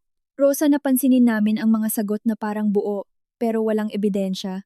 Pagkatapos ay ipasa sa kanya ang mga record na nagpapatunay nito. Sabi ko, balak kong gawin iyan. May lumapit na isang matandang lalaki, buhat ang isang kahoy na kahon. Ipinakilala siya ni Carlos bilang Mang Carding, na nagtrabaho na sa manggahan, bago pa man pumasok ng kolehiyo si Teresa. Hinubad ni Mang Carding ang kanyang sombrero nang makita si Tala. Natatandaan kong buhat-buhat ka ng ina mo habang naglalakad dito, sabi niya. Salamat sa pagpunta mo. Maraming pamilya ang umaasa sa mangyayari rito. Nagbago ang mukha ni Tala dahil sa bigat ng pasasalamat nito.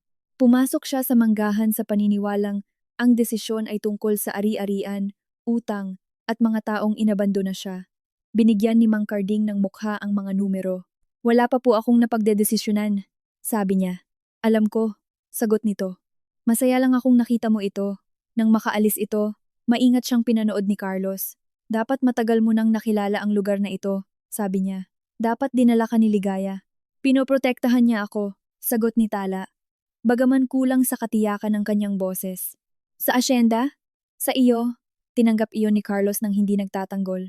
Siguro naging karapat-dapat kami doon. Ngunit ang proteksyon ay pwedeng maging isang nakakandadong pinto kung iisang tao lang ang may hawak ng susi. Pumagitna ako sa kanila, bago ko pa man namalayang gumalaw ako. Huwag mong gawing bahagi ng panlilinlang mo ang pagiging tagapag-alaga ko. Nagtanong lang ako kay Tala. Hindi, nagtanim ka ng paratang. Sumilip si Carlos lagpas sa akin. Ano ba ang gusto mo, Tala? Gusto niya ng kumpletong record, bago may magtanong sa kanyang magdesisyon. Saglit na pumikit si Tala. Napansin iyon ni Carlos. Gayon din si Corazon. Siya ang tinatanong ko, sabi nito. Hindi ko hahayaang ipitin mo siya. Kaya kong sumagot, sabi ni Tala. Hindi mo kailangan. Tumalim ang boses niya. Ikaw pa rin ang pumipili ng isasagot ko, humalukip-kip si Carlos. Nakikita mo kung bakit kami nag-aalala na nakakarinig lang siya ng isang panig at nakikita mo rin kung bakit hindi ako tiwala sa iyo, sagot ko. Hinigpitan ni Tala ang suot na jacket ni Teresa. Pareho ninyong sinasabing pinoprotektahan ninyo ako. Yung isa gusto akong papirmahin. At yung isa laging sinasabi kung ano ang gusto ko bago pa man ako makapagsalita. Tumigil ako sa pakikipagtalo. Hinarap ni Tala si Carlos. Ipadala ninyo kay Ate Rosa ang lahat. Ang mga utang, ang alok, ang kasunduan sa pagpapatakbo, at lahat ng alternatibo na pinag-isipan nyo. Mabagal na tumango si Carlos. Mahirap intindihin ang ilang record diyan. Kung gayon kukuha ako ng oras para maintindihan sila. Sa biyahe pa uwi, pinanood ni Tala ang mga puno na naglaho sa likuran namin. Naniwala akong nalantad ng pagbisita ang ginagawa ni Carlos. Ginamit niya ang mga manggagawa, kasaysayan ng pamilya, at memorya ni Teresa para gawing parang moral na obligasyon ang isang desisyon sa negosyo. Nakita rin ni Tala ang isa pang bagay. Pagdating sa bahay, umakyat siya sa itaas nang hindi nagsasalita. Nanatili ako sa kusina, pilit inaalala ang bawat sandali, kung kailan dapat nanahimik na lang ako, at bawat sandali kung saan ginamit ni Carlos ang takot ko laban sa akin. Makalipas ang 10 minuto, narinig kong may sumarang drawer. Bumaba si Tala, dala ang kanyang sertipiko ng kapanganakan, mga form para sa pamantasan ng lungsod, at ang selyadong sobre na ipinadala ni Corazon. Ipinatong niya ang sulat sa mesa sa pagitan namin. Kailan ito dumating? Walang sagot na makakapagprotekta sa akin sa ginawa ko. Bago tayo pumunta sa manggahan, sabi ko, alam mong nakapangalan ito sa akin. Oo. Sinabi ba ni Ate Rosa na itago mo ito? Hindi. Ang tagapayo ko? Hindi. Tiningnan ni Tala ang hindi nabuksang sobre at pagkatapos ay sa akin. Walang bakas ng gulat sa kanyang mukha na 11 taon kong pinag-aralang i-manage. Ang nakita ko ay mas tahimik at mas masama. Hindi mo ako pinoprotektahan, sabi niya. Ine-edit mo ang buhay ko. Ine-edit mo ang buhay ko. Nanatili sa pagitan namin ang mga salita ni Tala habang dumaraan ang liwanag ng dapit hapon sa mesa ng kusina. Ang selyadong sobre ay nasa tabi ng kanyang sertipiko ng kapanganakan at mga aplikasyon sa kolehiyo. Ang pangalan niya ay nakasulat doon, gamit ang maingat na sulat kamay ni Corazon. Gusto kong sabihin na bala ko lang itong itago ng ilang araw. Gusto kong ipaalala sa kanya na inabandona siya ni Corazon, na kailangan ni Carlos ang kanyang pahintulot, at na lahat ng aking instinct ay sinusubukang ilayo siya sa kapahamakan. Sa halip, sinabi ko, itinago ko ito dahil natatakot akong saktan ka na naman niya. Hindi inalis ni Tala ang tingin sa sobre. Kaya, nagdesisyon kang hindi ko na kailangang malaman na nag-e-exist ito? Oo. Ilang bagay pa ba ang pinagdesisyonan mong hindi ko na kailangang malaman? Mas mahirap ang tanong na ito dahil wala akong eksaktong bilang. Tinanggihan ko ang mga imbitasyon bago pa man ito banggitin. Ako ang sumagot ng mga tanong sa appointment dahil masyadong mabagal sumagot si Tala at nawawala ng pasensiya ang mga tao. Sinabihan ko ang mga guro na hindi siya sasama sa mga lakbay-aral bago pa man itanong kung gusto niyang subukan. Nagsimula bilang proteksyon ang bawat desisyon. Habang tumatagal, hindi ko na napansin kung kailan naging pagpapahintulot na binigay ko sa sarili ko ang proteksyon. Hindi ko alam. Inamin ko ng higit pa sa nararapat. Tumunghay siya noon. Mas madali sana kung galit. Ang nakita ko ay pagkabigo. Yung tahimik na klase na nagbabago sa isang relasyon nang hindi nagtataas ng boses. Alam mo ba yung tungkol sa 50 milyong piso? Alam kong nag-e-exist ang pondong pamana. Alam kong pagmamay-ari nito ang bahagi ng manggahan. Sabi sa report nakatali ang interes at walang maaasahang halaga sa merkado. Hindi ko alam kung magkano ang halaga nito hanggang sa tinawagan tayo ni Attorney Rosa. Wala kang nakitang ibang numero? Wala. Sinuri niya ang mukha ko, saka bumaling sa karpeta na ibinigay sa amin ni Ati Rosa. Nasa loob ang mga lumang paunawa ng pondo, na inilalarawan ang parehong interes sa pagmamay-ari at ang kawalan ng maipapamahaging kita. Ipinaliwanag ni Ati Rosa ang pagtatasa sa harap naming dalawa. Naniwala si Tala sa akin, pero hindi na itama ng paniniwala ang ginawa ko. Binuksan niya ang sobre ni Corazon. Ang unang pahina ay isang paghingi ng tawad. Isinulat ni Corazon na ginawa siyang malamig at duwag ng pagluluksa, na inulit-ulit niya ang pangungusap noong burol sa kanyang isipan sa loob ng 11 taon at kinamuhian niya ang kanyang sarili sa bawat pagkakataon. Hindi niya isinulat na nakalimutan niya si Tala. Isinulat niya na ginawa ng hiya na mas mahirap tawirin ang bawat taon ng pananahimik. 3 litrato ang lumabas sa mesa. Ang isa ay nagpapakita kay Teresa na natutulog sa sopa habang nakadikit ang sanggol na si Tala sa dibdib nito. Ang isa pa ay nagpapakita ng namumulaklak na manggahan. Ang pangatlo ay isang close-up na larawan ng kamay ni Teresa, hawak ang parehong tansong palatandaan na suot na ngayon ni Tala. Sa huling pahina, ay inanyayahan si Tala pabalik sa asyenda. Inalok siya ni Corazon na ipakita ang mga album ng mga litrato ng pamilya, mga notebook sa eskwelahan ni Teresa, at ang lugar kung saan nag-propose si Danilo. Hindi niya binanggit ang bentahan, ang pondong pamana, o ang pahintulot na kailangan ni Carlos. Ang hindi pagbanggit nito ay nagpahirap kung paano huhusgahan ang sulat. Kung humingi siya ng pirma ko, alam ko na sana kung para saan ito. Sabi ni Tala alam niyang mas mainam na wag ilagay ito sa sulat. O baka gusto lang niya akong makilala. Puwedeng totoo pareho. Tiniklop ni Tala ang sulat sa mismong tupi nito. Kailangan ko siyang makausap na hindi ikaw ang sumasagot para sa akin. Mabilis na umakyat ang takot na muntik na akong tumanggi bago pa siya makatapos magsalita. Gagamitin niya ang mama mo laban sa iyo. Kung gayon, kailangan kong marinig na mangyari iyon. Hindi mo kailangang patunayan ang kahit ano sa pagpapahintulot na saktan ka niya, at hindi mo ako pwedeng protektahan sa pamamagitan ng pagkontrol sa bawat pag-uusap. Idiniin ko ang 2 kamay ko sa gilid ng mesa. Kailangang si Atty. Rosa ang mag-ayos nito o matutulungan ka ni Dr. Alcantara na maglagay ng limitasyon muna. Walang pribadong pagsakay sa sasakyan, walang papel, at walang usapan tungkol sa bentahan kung wala ang abogado mo. Pinag-isipan ni Tala ang mga kondisyon. Patas iyan. Ang katotohanan na tinawag niya itong patas kaysa sa pagbintang sa akin na isa na naman itong nakakandadong pinto ay nagsabi sa akin na hindi siya sumusubok tumakas sa akin. Sinusubukan lang niyang magkaroon ng espasyo sa buhay na pinagsasaluhan namin. Dinala niya ang sobre sa itaas at isinara ang pinto ng kwarto niya. Hindi siya nag-empake ng bag o nagbantang aalis. Sa paano man, mas natakot ako sa tahimik na tunog ng kandado ng pinto kaysa sa kupas na asul na bag. Hindi ako nakatulog ng maayos at maagang pumunta sa talyer kinabukasan. Dumating si Carlos bago ko pa mabuksan ang pinto sa likuran. Nakasuot siya ng malinis na polo at may dalang manipis na lalagyan ng dokumento. Hindi niya tinanong kung nabasa na ni Tala ang sulat ni Corazon. Naisip kong mas maganda kung mag-uusap tayo ng walang nakikinig, sabi niya. Hindi ko pag-uusapan si Tala kung wala ang abogado niya. Tungkol ito sa iyo. Dapat, pinalayas ko na siya dahil doon. Sa halip, hinayaan ko siyang tumayo malapit sa mesa ng gawaan habang bukas ang pinto sa likuran niya. Ipinatong ni Carlos ang 4 na pahinang kasunduan sa gasgas na kahoy na nasa pagitan namin. Inilarawan niya ito bilang pagbabalik bayad, hindi suhol. Kapag natapos na ang bentahan ng manggahan, babayaran ako ng pamilya Makaraeg para sa isang bahagi ng terapya, gastos sa edukasyon, at iba pang gastusin sa pag-aalaga ni Tala nitong nakaraang 11 taon. Sapat ang halaga para mabayaran ang loan ko sa negosyo at mapalitan ang bawat kagamitang 2 beses ko nang pinaayos. Ano ang gusto niyo kapalit? Tanong ko. Walang masyadong mabigat. Aminin mo sa publiko na ang bentahan ay para sa kabutihan ni Tala. Hikayatin mo siyang magbigay ng malinaw na pahintulot kapag nag-18 taong gulang na siya. Tigilan mo ang pagpapakilala sa amin na parang mga estranghero na sinusubukang magnakaw sa kanya.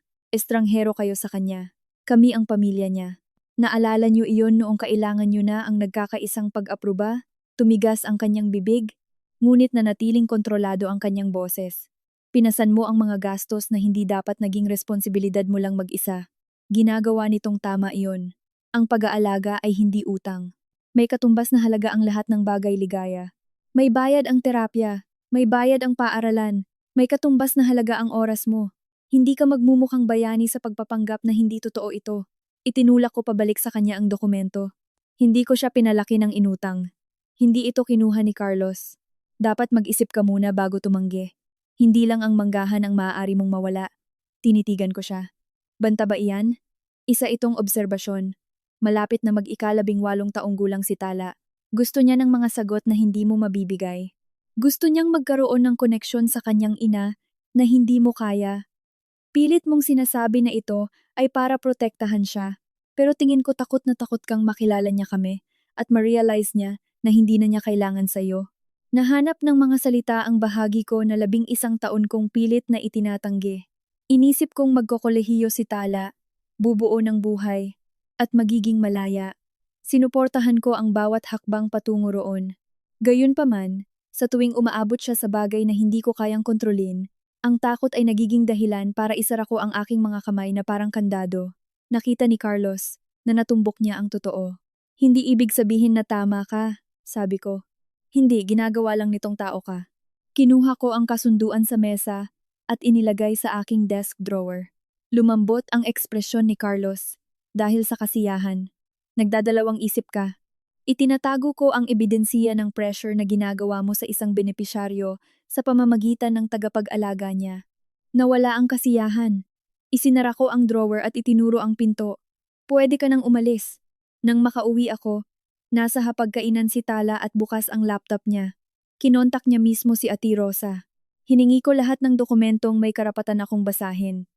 Sabi niya hinihingi niya ang buong buod ng pondo, ang kasunduan sa pagpapatakbo, ang pagtatasa, at lahat ng komunikasyon tungkol sa bentahan.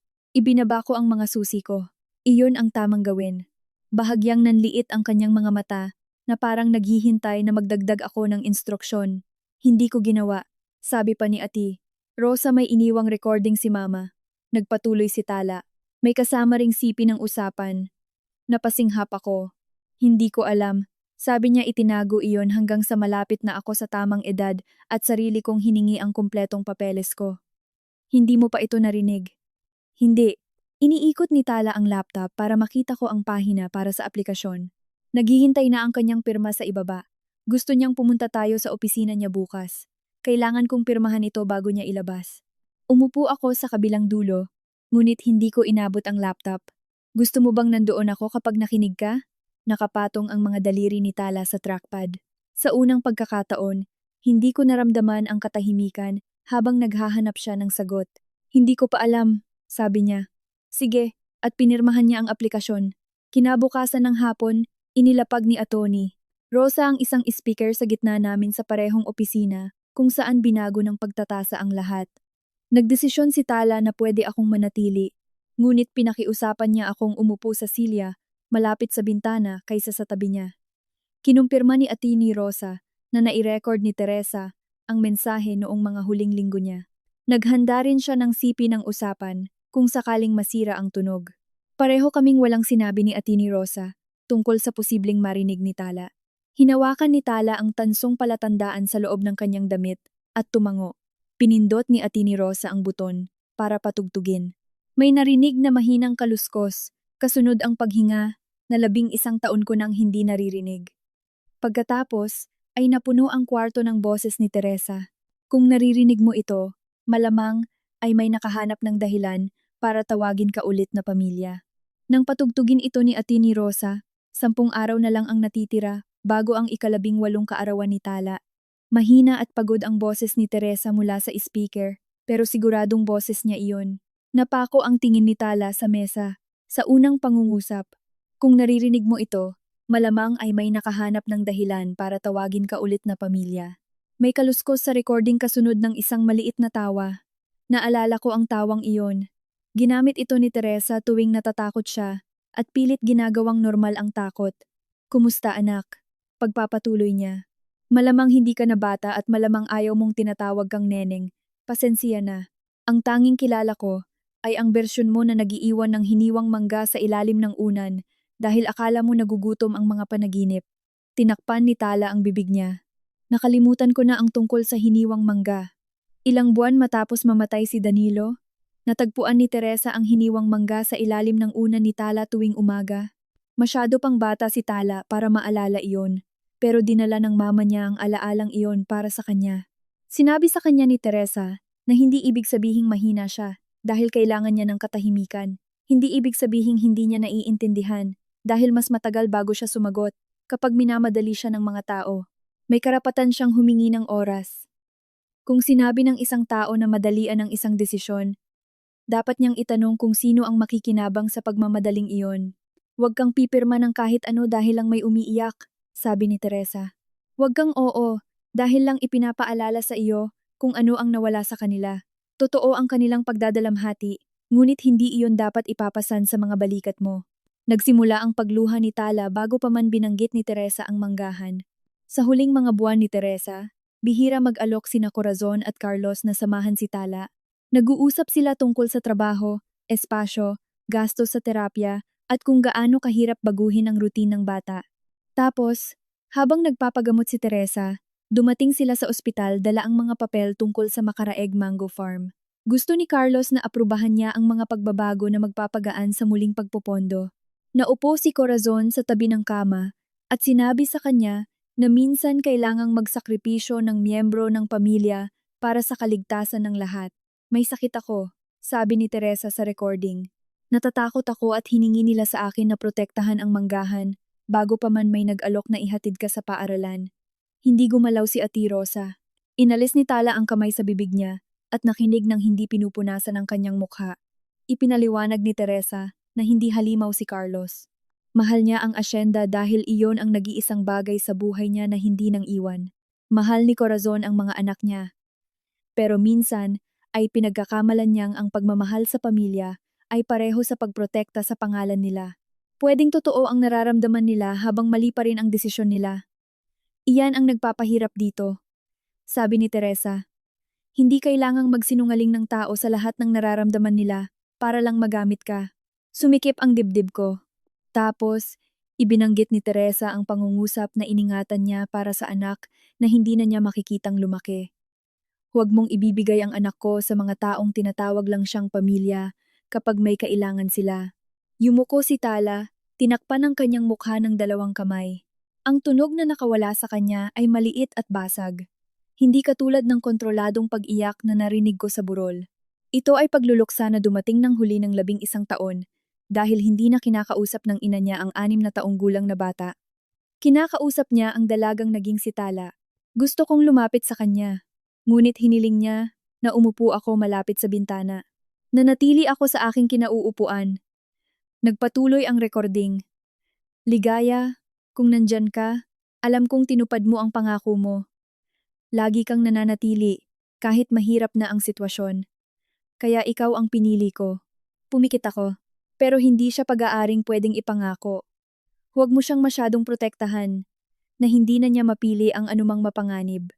Huwag mong sagutin ang lahat ng tanong dahil lang takot kang baka maling sagot ang ibigay sa kanya ng iba.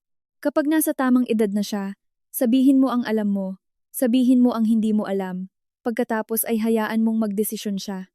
Bumalik ang hiya na naramdaman ko nang makita ni Tala ang sulat ni Corazon ng mas matindi. Nagtiwala si Teresa sa akin dahil nanatili ako. Ngunit naintindihan din niya na ang pananatili ay maaaring mauwi sa sobrang higpit na paghawak. Kung pinili ni Tala ang mga taong hindi mo pinagkakatiwalaan, tulungan mo siyang makakita ng malinaw. Kung pinili niya ang buhay na maglalayo sa kanya sa iyo, hayaan mo siyang umalis nang alam niyang pwede siyang bumalik. Ang pagmamahal ay dapat magbigay sa kanya ng tahanan, hindi ng mas maliit na mundo. Tumigil si Teresa para huminga. Tala, hindi mo kailangang mamili sa pagmamahal sa akin at pagmamahal kay Ligaya.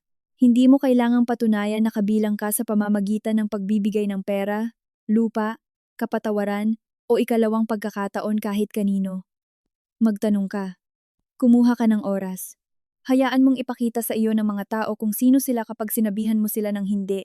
Nagtapos ang recording sa pag-ulit ni Teresa ng 3 beses na mahal niya si Tala at ang huli ay halos hindi na marinig.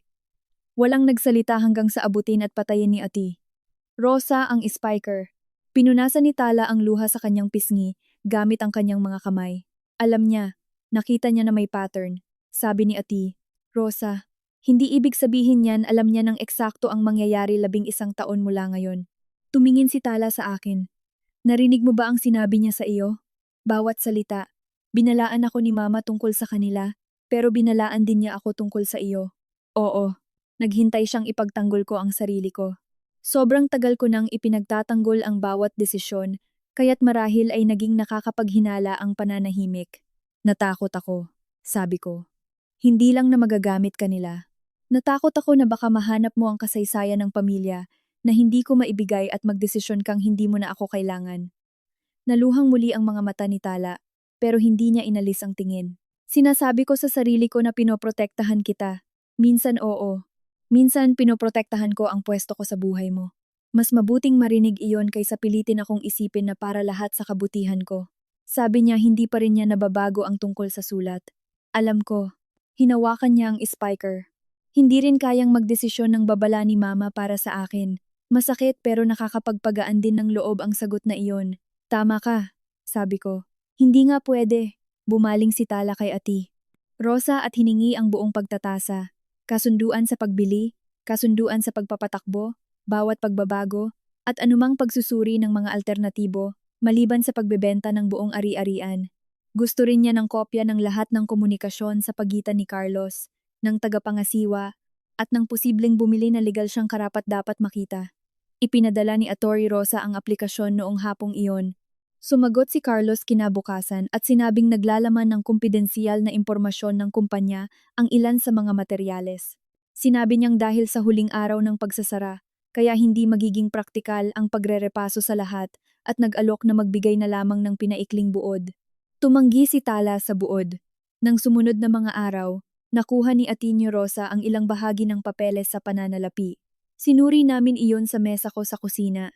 Ngunit pinigilan ko ang sarili ko at hinintay muna siyang magtanong bago sumagot. Totoo ang utang. Nag-e-exist ang utang sa kagamitan. Malapit nang maubos ang linya ng pautang at hindi sapat ang kinita sa huling anihan para kumpunihin ang sistema ng irigasyon. Idinikit ni Tala ang isang daliri pababa sa mga numero. Paano kung tama si Mama sa kung paano sila tratuhin ng tao, pero tama rin si Carlos sa kung ano ang kailangan ng manggahan ngayon. Pwedeng totoo pareho, sabi ko. Mas napasama pa dahil doon. Tumawag si Corazon ng gabing iyon. Inilagay ni Tala ang telepono sa spiker dahil gusto niya. Sinabi ni Corazon na hindi niya kailanman nalaman ang tungkol sa recording ni Teresa. Inamin niya, duwag at kalupitan ang pagtangging kunin si Tala, ngunit nagmakaawa siyang huwag parusahan ang mga empleyado, kamag-anak, at mga henerasyon ng pamilya para sa isang maling desisyon. Hindi ka gumawa ng isang desisyon lang, sabi ni Tala. Ginawa mo iyon ng paulit-ulit sa bawat taong nanatili kayong malayo. Nagsimulang umiyak si Corazon. Pinagsisisihan ko ang bawat taon na iyon. Naniniwala akong pinagsisisihan mo, sagot ni Tala. Hindi ko lang alam kung binibigyan ka ng pagpapatawad ng karapatang bumalik. Pagkatapos ng tawag, dumating pa ang ibang dokumento mula kay Ate Rosa. Karamihan sa mga ito ay kopya na ng mga nakita na namin, ngunit isang palitan ng email na galing pa sa abogado ng bibili. Binasa ito ni Tala ng 2 beses, tapos ay nilakihan ng isang pangungusap malapit sa ibaba. Pinag-uusapan ng mamimili ang planong petsa ng pagtatapos ng bentahan, separation pay ng empleyado, at ang tinatawag nilang kasunduan sa paglipat ng pamamahala ni G. Makaraeg, hindi kailanman nabanggit ni Carlos ang hiwalay na kasunduan sa mamimili. Iniharap ni Tala ang laptop sa akin at itinuro ang linya. Para saan binabayaran si Carlos para lang papirmahin ako? 3 araw bago ang 18 kaarawan ni Tala, ikinalat ni Atty. Rosa ang mga nawawalang dokumento sa kanyang mesa sa komperensya habang sumali sa amin ang isang malayang tagapayo sa pananalapi sa pamamagitan ng video. Umupo si Tala ng pinakamalapit sa mga karpeta. Kinuha ko ang silya malapit sa dingding at hinintay ko siyang paurungin ako palapit. Ang unang dokumento ay ang kasunduan sa paglipat ng pamamahala ni Carlos sa bibili. Kung matuloy ang pagbebenta ng buong asyenda bago mag-expire ang alok, tatanggap si Carlos ng 5 milyong piso para sa pagtulong sa paglilipat ng operasyon, record, at mga kontak sa vendor. Binasa ni Tala ng 2 beses ang halaga. Illegal ba iyan? Hindi naman nangangahulugan na illegal agad, sabi ni Atty. Rosa. Pwedeng magbayad ang bibili para sa lehitimong tulong sa pag-transition. Ang problema ay itinulak ka at ang tagapangasiwa ni Carlos patungo sa bentahang ito nang hindi sinasabi na babayaran siya ng personal kapag natuloy ito sa tamang oras. Ipinaliwanag ng tagapayo ang posibleng mangyari sa simpleng paraan. Kailangang magdesisyon ang tagapangasiwa kung ang bentahan ay para sa kabutihan ng pondong pamana ni Tala, hindi kung ito ba ay mabuti para kay Carlos. Ang nakatagong personal na premyo ay hindi nagpapatunay na masama ang buong alok, ngunit ibig sabihin nito, hindi na pwedeng asahan ng tagapangasiwa ang mga rekomendasyon ni Carlos nang walang malayang pagsusuri. Idiniin ni Tala ang kanyang hinlalaki sa tansong palatandaan ng manggahan. Sinabi niya sa akin na ang huling araw daw ay para sa mga manggagawa na may utang. Totoo ang mga pag-aalalang iyan, sabi ni Atty. Rosa. Hindi lang iyan ang tanging mga pag-aalala niya. Mas masakit ang pangalawang file dahil ipinakita nito kung ano ang hindi sinabi sa amin ni Carlos. 6 na buwan na ang nakalilipas. Nagmungkahi ang isang konsultant sa agrikultura na ibenta ang bahagi ng lupang hindi namumunga malapit sa highway. Ang kikitain doon ay magbabayad sa mga pinakaapurahang utang habang mananatili pa rin ang mga mabungang puno, bodega, at karapatan sa tubig para sa Makaraeg Mango Farm. Hindi madali ang pagsagip. Mangangailangan pa rin ang asyenda ng muling pagpopondo, pagbawas sa gastusin sa pagpapatakbo, at ipagpapaliban ang pagbili ng mga bagong kagamitan. May ilang ektaryang tuluyan ng mawawala at makakatanggap ang pamilya ng mas maliit na halaga kaysa sa buong bentahan. Gayunpaman, ito ay isang totoong opsyon. Binaliwala ang plano sa isang tala sa email ni Carlos dahil gusto nang bibili ang buong lote at hindi nito babayaran ang bayad sa paglipat niya para sa bahagyang transaksyon. Napaurong si Tala mula sa mesa. Pinalabas niyang ang natitirang opsyon lang ay ang pumirma ako o sisirain ko ang lahat. Inilabas niya ang opisyong pabor sa kanya. Sabi ni Ate Rosa, ngayon kailangan ng alamin ng tagapangasiwa kung paborin ito sa pondo. Hinihingi ko kay Ate Rosa na ayusin ang isang tawag kina Carlos at Corazon ngayong hapon. Hindi niya ako pinakiusapang magsalita para sa kanya at hindi rin ako nagpresinta. Lumabas si Carlos sa screen mula sa opisina ng manggahan. Nakaupo si Corazon sa tabi niya na nakapatong ang kamay sa isang panyo. Nang magtanong si Tala tungkol sa bayad, tumigas ang mukha ni Carlos. Pinanatili kong buhay ang negosyong iyon sa loob ng 11 taon, sabi niya. Binabayaran ako ng kumpanya para sa buwan ng trabaho, pagkatapos ng bentahan. Bakit wala iyon sa impormasyon na ipinadala mo sa abogado ko? Isa itong pribadong kasunduan sa pagitan ko at ng bibili. Nakakaapekto iyon sa kung bakit gusto mong pumirma ako. Tumingin si Carlos palampas sa kamera. Parang may hinahanap na taong mas madaling kausap. Nilason na niligaya ang utak mo ng mga suspetsa dahil gusto niyang panatilihing kontrolin ang pondong pamana. Naramdaman ko muli ang matandang pagnanais kong sumabat. Nagtaas ng isang daliri si Tala patungo sa akin nang hindi aalisin ang tingin sa iskrin, kaya nanatili akong tahimik. Nagtanong ka muna tungkol sa tagapangasiwa bago magtanong ng kahit ano tungkol sa buhay ko, sinabi niya dito. Hindi iyon pinagawa ni Ligaya sa iyo. Lumapit si Corazon. Pinasa ng tito mo ang asyendang iyan simula noong nagkasakit ang nanay mo. Ang 5 milyong piso ay hindi makakabawi sa kinuha nito mula sa kanya. Kung gayon, dapat sinabi na niya sa akin, sabi ni Tala. Ang pagiging pagod ay hindi ginagawang tapat ang pagtatago. Ipinilit ni Carlos na hindi makatotohanan ang alok para sa bahagyang lupa. Hiningi sa kanya ni Ate Rosa ang bagong pagsusuri para patunayan iyon. Wala raw oras para kumuha. Nagkaroon ka naman ng oras para sa kasunduan mo, sagot ni Tala. Tinapos ni Carlos ang tawag sa pag-utos ng pagpupulong ng pamilya sa lumang bodega pagkatapos mismo ng kaarawan niya. Sinabi niyang naroon ang bibili at nagbabala na bawat araw ng pagkaantala ay nagpapahina sa posisyon ng asyenda. Wala pang isang oras, may dumating na email para sa akin. Naglakip si Carlos ng isang bagong kasunduan sa pagbabalik bayad. Babayaran ako ng pamilya Makaraeg ng 10 milyong piso. Pagkatapos ng bentahan, inilalarawan ito bilang bayad sa 11 taon ng terapya, edukasyon at pang-araw-araw na pag-aalaga. Kapalit nito, dapat kong ihayag na para sa kabutihan ni Tala ang pagbenta ng buong asyenda at hikayatin siyang pumirma para sa buong pahintulot bilang benepisyaryo. Sa pagkakataong ito, hindi ko na itinago ang inaalok sa drawer. Dinala ko ang aking laptop sa kwarto ni Tala at ipinakita ang email sa kanya bago ako sumagot. Binasa niya ang halaga, tapos tumingin patungo sa gawaan na nakikita mula sa kanyang bintana. Mababayaran na niya ng utang mo sa negosyo. Oo. At yung bubong? Oo. Tatanggapin mo ba iyon? Hindi. Pero gusto kong marinig mo kung bakit hindi ako tumatanggi, para lang pilitin kang tanggihan din ang bentahan. Tumanggi ako dahil ginagamit ni Carlos na kalasag sa desisyon mo ang mga taong magkasama tayo. Ipinasa ko ang dokumento kay Attorney Rosa. Saka ako pumirma na nagsasabing wala akong hinihinging bayad mula sa pondong pamana ni Tala o sa pamilya Makaraeg para sa halaga ng pagpapalaki sa kanya. Idinagdag ni Ate Rosa na hindi nito binabago ang tangka ni Carlos, ngunit tinanggal nito ang anumang aligasyon na may kinalaman sa perang ibinayad sa akin ang aking pagpapayo. Pinanood ni Tala ang pirma ko na lumabas sa screen. Pwede kang humingi ng tulong, maraming taon na ang nakalipas. Pwede sana. Pero hindi pa rin nila mabibili ang opinyon ko ngayon. Dahan-dahang isinara ni Tala ang laptop. Sumusuko ka sa malaking halaga. Tinanggal ko ang premyo na ipinatong ni Carlos sa boses ko. Ang desisyon mo ay nakasalalay pa rin sa iyo. Buong hapon, naghanda si Tala para sa pagkikita sa bodega.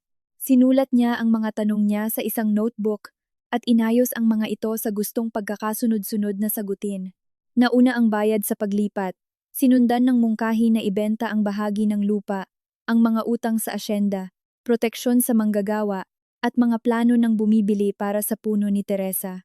Kapag sobrang haba ng isang tanong, muli niya itong sinusulat. Sa tuwing magmumungkahi ako kung paano maaaring sumagot si Carlos, humihinto ako at tatanungin siya kung gusto niya ang opinyon ko. Minsan gusto niya. Minsan sabi niya kailangan niyang isipin ng mag-isa. Nag-practice siyang magsabing, hindi pa ako tapos, na walang hingi ng pasensya. Tapos nag-practice siyang humingi ng dokumento sa halip na maniwala sa pangako na nag-e-exist iyon. Paalala ni Ate ni Rosa. Pwede siyang tumangging pumirma ng kahit ano sa araw na iyon, kahit sabihin ng lahat sa kuwarto na ang pagpapaliban ay magiging delikado. Gabi bago ang kanyang kaarawan, inabutan ako ni Tala na inaayos ang isang maluwag na bisagra sa cabinet sa kusina. Naupo siya sa counter, suot ang jacket na maong ni Teresa, at nanood habang hinihigpitan ko ang huling tornilyo. Kung pumayag ako sa buong bentahan bukas, iisipin mo bang pinili ko sila? Tanong niya. Ibinaba ko ang distilyador. Iisipin kong may pinili ka. Trabaho ko lang na siguruhin sa iyo nang galing iyon. Paano kung maling desisyon iyon? Dapat manatili pa rin iyong sa iyo para intindihin, panindigan, at baguhin kung posible pang baguhin. Nasasabi ko sa iyo kung ano ang nakikita ko. Hindi ko pwedeng gawing ligtas ang buhay mo sa pamamagitan ng pag-agaw sa kung paano mo dapat ito mabuhay. Tumingin si Tala sa tansong palatandaan na nasa jacket. Sabi ni Mama dapat ang pagmamahal ay magbigay sa akin ng tahanan, hindi ng mas maliit na mundo. Tama siya. Pagsapit ng hating gabi, binati ko siya ng maligayang kaarawan. Walang mga lobo o malaking selebrasyon dahil ayaw naming maging countdown clock ng mga estranghero ang araw na iyon. Kumain kami ng isang hiwa ng cake sa hapagkainan at nagbukas si Tala ng maliit na kahon na naglalaman ng na-restore na kahoy na kalabaw na mula sa kawarto ni Teresa. Ipinadala iyon ni Corazon sa pamamagitan ni Ate Rosa na walang sulat at walang kapalit na hinihingi. Kinaumagahan, nag-vibrate ang telepono ni Tala Habang kinukuha namin ang mga karpeta para sa pulong, lumabas ang mensahe ni Carlos sa screen. Darating ang bibili sa bodega pagsapit ng tanghali. Dalhin mo ang card ng pagkakakilanlan mo. Tapusin na natin ito ngayon. Binasa ito ni Tala nang hindi sumasagot. Ibinulsa niya ang telepono, kinuha ang kanyang notebook, at tumingin sa akin. Kung gayon ngayong araw, sagutin muna nila ang mga tanong ko. Mas malamig sa loob ng lumang bodega kaysa sa simoy ng hangin sa labas ng tag-araw. Nagpapasok ng maputlang sikat ng araw ang maalikabok na mga bintana, ngunit napanatili ang lamig ng sementadong sahig. May mga kupas na numero na namarkahan sa loading dock, at ang kinakalawang na conveyor belt ay tumatawid sa silid tulad ng isang balangkas. Huminto si Tala sa ilalim ng litrato ni na Teresa at Carlos noong mga teenager pa sila, nakatayo sa tabi ng mga kahon ng mangga na nakarolyo ang mga manggas. Tumatawa si Teresa habang nakatingin si Carlos sa timbangan. Ang isang kamay ay nasa ibabaw ng libro ng kwenta na nasa tabi nito. Inilagay ang isang mahabang lamesang natitiklop kung saan ginagawa dati ang pagbubukod ng mga prutas. Naghihintay sa gitna ang kasunduan sa pagbili kasama ng panulat, kopya ng pagtatasa at isang patong ng pahina para sa pagpirma. Nakaupo si Corazon sa isang dulo. Nakatayo si Carlos sa likod niya, at si Atoy, Rosa sa tabi ni Tala. Nakaharap sa amin ang mga kinatawan mula sa tagapangasiwa at bumibili. Nagsimula si Carlos bago pa nakaupo ang lahat. Alam natin kung bakit tayo nandito. Hindi na kaya ng manggahan, ang isa pang panahon ng utang. Handang protektahan ng bibili ang mga manggagawa pagkatapos ng pagtatapos ng bentahan. Babayaran ang lahat ng secured loan at ipagpapatuloy ang pangalan ng mga makaraeg sa bagong development. Dapat pumirma na tayo ngayon at ihinto na ang paggawa ng walang kuwentang peligro. Inilapag ni Tala ang kanyang notebook sa mesa. May mga tanong muna ako. Nasa dokumento ang mga sagot, sabi ni Carlos. Ilang araw na iyan sa abogado mo. Kung gayoy magiging madali lang ang pagsagot. Bakit ka tatanggap ng 5 milyong piso kung sakaling matapos sa oras ang bentahan? Napayuko si Corazon. Lumipat ang mga mata ni Carlos papunta sa kinatawan ng bumibili. Tungkol sa gawain sa paglipat pagkatapos ng bentahan ang kasunduan na iyon, sabi niya. Mga kontrata, mga listahan ng kagamitan, talaan sa pag-eempleyo, at kaalaman sa pagpapatakbo. Hiwalay ito sa pondong pamana mo. Hiwalay ito sa pondong pamana ko, ngunit hindi sa kung bakit mo pilit na sinasabing wala ng oras. Hindi mo naiintindihan kung gaano karaming trabaho ang inilaan ko para panatilihing buhay ang lugar na ito. Hindi ito ang sagot sa kung bakit itinago mo ito. Huminga ng malalim si Carlos sa kanyang ilong. Wala akong itinago kahit ano. Pribado itong kasunduan na hindi makakabago sa presyong ibinayad para sa lupa. Ipinihit ni Attorney Rosa ang isang pahina paharap sa kinatawan ng tagapangasiwa. Binabago nito ang personal na pangganyak ng tagapamahala at dapat na naibahagi sa proseso ng malayang pagtutuos. Binaliwala siya ni Carlos. Tala, bawat oras na ginagamit natin sa pakikipagtalo ay nagpapahina sa kasunduan. Pumirma ka at magpapatuloy na ang tagapangasiwa. Hindi hinawakan ni Tala ang panulat. Bakit mo itinanggi ang plano na ibenta ang lupang hindi namumunga malapit sa highway? Hindi ito epektibo. Sinabi ng consultant na pwede nitong bayaran ang malaking utang. Hindi iyon sapat na makakalutas ng malaking problema natin. Iiwan lang nito tayong may mga lumang kagamitan, mahal na gastos para sa tubig, at walang pera para magtanim ulit. Nanghingi ka ba ng bagong pagsusuri? Walang oras noon. Umusog ang kinatawan ng bibili sa kanyang upuan. Para linawin, napag-usapan ang hindi buong bentahan, habang bago pa lang nakikipagnegosasyon. Tinanggihan iyon ni G. Makaraeg, dahil gusto ng kumpanya naming hawakan ang buong asyenda. Tumingin si Carlos sa kanya. Hindi iyan buong paliwanag. Nagpatuloy ng maingat ang kinatawan. Hindi rin ito magpapagana sa kasunduan sa paglipat ng pamamahala sa ilalim ng mga kasalukuyang kondisyon nito. Ang katahimikan ay bumago sa kawarto. Hinawakan ni Corazon ang kamay ni Tala. Iniusog ni Tala ang kanyang notebook sa pagitan nila, bago nagkatagpo ang kanilang mga daliri. Ibinigay ng tito mo ang buhay niya para sa pamilyang ito, sabi ni Corazon. Gumawa siya ng plano para protektahan ang kanyang sarili matapos ibigay ang lahat sa manggahan. Kinumbinsi ka ni Ligaya na ang bawat pagkakamali namin ay patunay na hindi ka namin mahal. Nanatiling blanko ang ekspresyon sa mukha ni Tala. Hindi sumulat ng anumang kasunduan sa paglipat si Ligaya. 11 taon kanyang inilalayo mula sa amin. Puno ang buhay mo ng kanyang bersyon kung ano ang nangyari. Lumingon si Corazon patungo sa akin. Hindi kanya ina. Wala kang karapatang ipagkait siya mula sa tunay na pamilya niya. Bawat instinct ko ay gustong sumagot. Puwede kong ulitin ang sinabi niya sa punerarya at banggitin ang bawat kaarawan, terapya, at mga nakakatakot na gabing wala sila. Sa halip, tumingin ako kay Tala.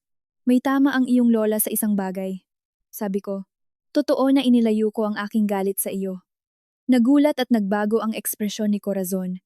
Itinago ko ang liham dahil natatakot ako. Nagpatuloy ako. Sinabi ko sa sarili ko na pinoprotektahan kita, ngunit inagaw ko sa iyo ang pagpili. Mali iyon. Binuksan ko ang aking karpeta at inilapag ang kasunduan sa pagbabalik bayad na ibinigay sa akin ni Carlos. Ang 10 milyong piso ay nakaprint sa bandang ilalim at sa ibaba noon ay ang kondisyong dapat suportahan ko, ang buong bentahan ng manggahan. Nangitim ang mukha ni Carlos. Isa lang yun para lang kilalanin ang mga ginastos mo. Hindi ko siya pinalaki ng nakautang. Inilapag ko rin sa harap ni Tala ang lahat ng kopya, kasama na ang lumang report tungkol sa pondo, ang bagong pagtatasa, ang tinatagong alternatibo, at ang kasunduan ni Carlos na pinadala sa akin. Lumayo ako ng kaunti mula kay Tala at lumipat ako sa upuan na malapit sa pader. Huwag na kayong manghingi ng pag-apruba gamit ako, sabi ko. Huwag niyo na akong papilitin kay Tala na pumirma. Sagutin niyo si Tala. Sa wakas ay hindi makapaniwala si Carlos. Binuksan ni Tala ang kanyang kuwaderno. Sino ang nakapagdesisyong buong bentahan lang ang tanging solusyon? Ang pangkat ng tagapamahala at mga consultant natin, sagot ni Carlos. Aling mga consultant? Pinangalanan niya ang firm na nag-alok sana ng hindi buong bentahan. Ang parehong firm na inignora mo. Pinag-aralan na namin yan. Nasaan yung pag-aaral? Tiningnan ni Carlos ang orasan na nakakabit sa itaas ng lumang lugar ng kargahan. Walang oras para alamin yan bawat email ngayon. Nandito na ang mamimili. Nandito na ang tagapangasiwa. 18 taong gulang ka na ngayon. Hindi mo na kailangang intindihin ang bawat pahina. Pumirma ka lang doon kung saan dapat namang pirmahan ng mama mo 11 taon na ang nakakaraan. Ang mga salitang iyon ay tila mas masakit kaysa sa anumang hampas laban sa aking pintuan. Bumulong si Corazon ng pangalan niya, ngunit nagpatuloy pa rin si Carlos. Ang bawat desisyon tungkol sa manggahan ay ginawang personal ni Teresa. Naging sagabal siya para makakuha ng muling pagpopondo ang negosyo dahil hindi siya sigurado at ngayon ang pondo niya rin mismo ang gumagawa nito. Isinara ng kinatawan ng tagapangasiwa ang karpeta. G. Makaraeg, napilit ba ninyong papirmahin si Teresa na aprubahan ang mga pagbabago sa pananalapi sa kabila ng pagiging nasa gamutan niya sa cancer? Tumatag ang kanyang panga. Wala itong kinalaman sa araw na ito. May kinalaman iyon sa kasaysayan ng panggigipit sa pagmamay-ari ng lupa. Ang hindi nabanggit na kompensasyon at kung naging tapat ba ang impormasyon na ipinadala sa tagapangasiwa. Tinanggal na ng kinatawan ng mamimili ang ballpen na malapit sa kontrata. Wala kaming sariling apruba sa asyenda at nakumpleto ang buong proseso. Hindi natin matatapos ang bentahan ngayon. Itinuro ako ni Carlos. Ito yung gusto niya. Inudyukan ni Ligaya na tumalikod si Tala sa nag-iisang pamilyang mayroon siya. Huwag mo kong balewalain habang andito ako, sabi ni Tala. Hinarap niya ito. Dahan-dahang tumayo siya, habang ang isang kamay ay nakadikit sa notebook at ang isa ay may hawak sa tansong palatandaan. Tinawag mo akong pabigat nung nangangailangan pa ako. Ngayon tinatawag niyo akong pamilya, kasi kayo ang nangangailangan sa akin. Hindi yan pamilya, transaksyon iyan. Namasa ang mga mata ni Corazon. Dugo ka pa rin namin. Ang dugo ay pinapaalam kung saan ako nagsimula, pero hindi nagbibigay sa inyo ng kapangyarihan upang kontrolin ako papunta sa gusto nyo. Bumaling si Tala sa kinatawan ng tagapangasiwa. Nanginginig ang boses niya, ngunit hindi siya nagmadali. Hindi ako papayag magbigay ng pahintulot bilang benepisyaryo sa transaksiyong ito. Gusto ko ng individual na pagsusuri, at suriin ng mabuti ang nakatagong salungatan ng interes ni Carlos, at suriing mabuti yung tungkol sa hindi buong bentahan. At lahat din ng iba pang kasulatan, dapat ipadala na kay Attorney Rosa. Wala nang mga pagpapapuntang sikreto, walang tawag sa gabi, at walang magpapadala ng anuman sa bahay namin. Tumango ang kinatawan. Makatarungan ang lahat ng mga iyan. Ang tagapangasiwa ay agad magsisimula ng pagsusuri nito. Nangangahulugan iyan na hindi na matutuloy ang buong pagbebenta sa asyenda sa kasalukuyan sapagkat hindi umayon ang hinihinging pahintulot ng pondong pamana. Hindi ibig sabihin na hindi na maibebenta ang manggahan sabi ni Tala. Ang punto ko ay walang pipirma na galing sa inyo mula sa pamimilit dahil nilihim yung ibang option sa akin. Napahawak ng mahigpit si Carlos sa likod ng silya ni Corazon. Pag ginawa mo pa ito, mapapag-iwanan ng pera ang manggahan sa tagsibol at hindi ito makakabawi. Napatingin si Tala sa bodega, sa kahatag-hatid, at pati sa nakasabit na litrato ni Teresa. Saka lang nating makikita kung ang gusto niyo ba talaga ay isalba ang manggahan o isinasalba lang ni Carlos ang sarili niya. Tinago agad ng kinatawan ng tagapangasiwa ang papel sa karpeta nito para isuspinde lahat. Kinolekta na ng mga mamimili ang kanilang gamit para walang pagtatalo. Naiwang nakatayo si Carlos sa gitna ng silid, sa parehong silid na pinagpaganapan niya ng ilang taon bilang tagapagpamahala ng bodega na natigil para hindi mangyari ang matagal na niyang gusto mangyari. Paglabas, tumayo si Tala ngunit hindi inabot ang aking kamay. Hindi niya ako kailangan patnubayan. Kinamusta kami ni Ate Rosa sa pintuan kaya di nila kami narinig doon. Ang pigilan ng pagbenta ay parang madaling bahagi. Magpapasya ka ring balang araw kung anong halaga sa iyo ang pagtulong o paggawa doon, sabi niya. Hindi naman agad nagkadurog-durog ang manggahan, kinabukasan nung araw na tinanggihan niya yon.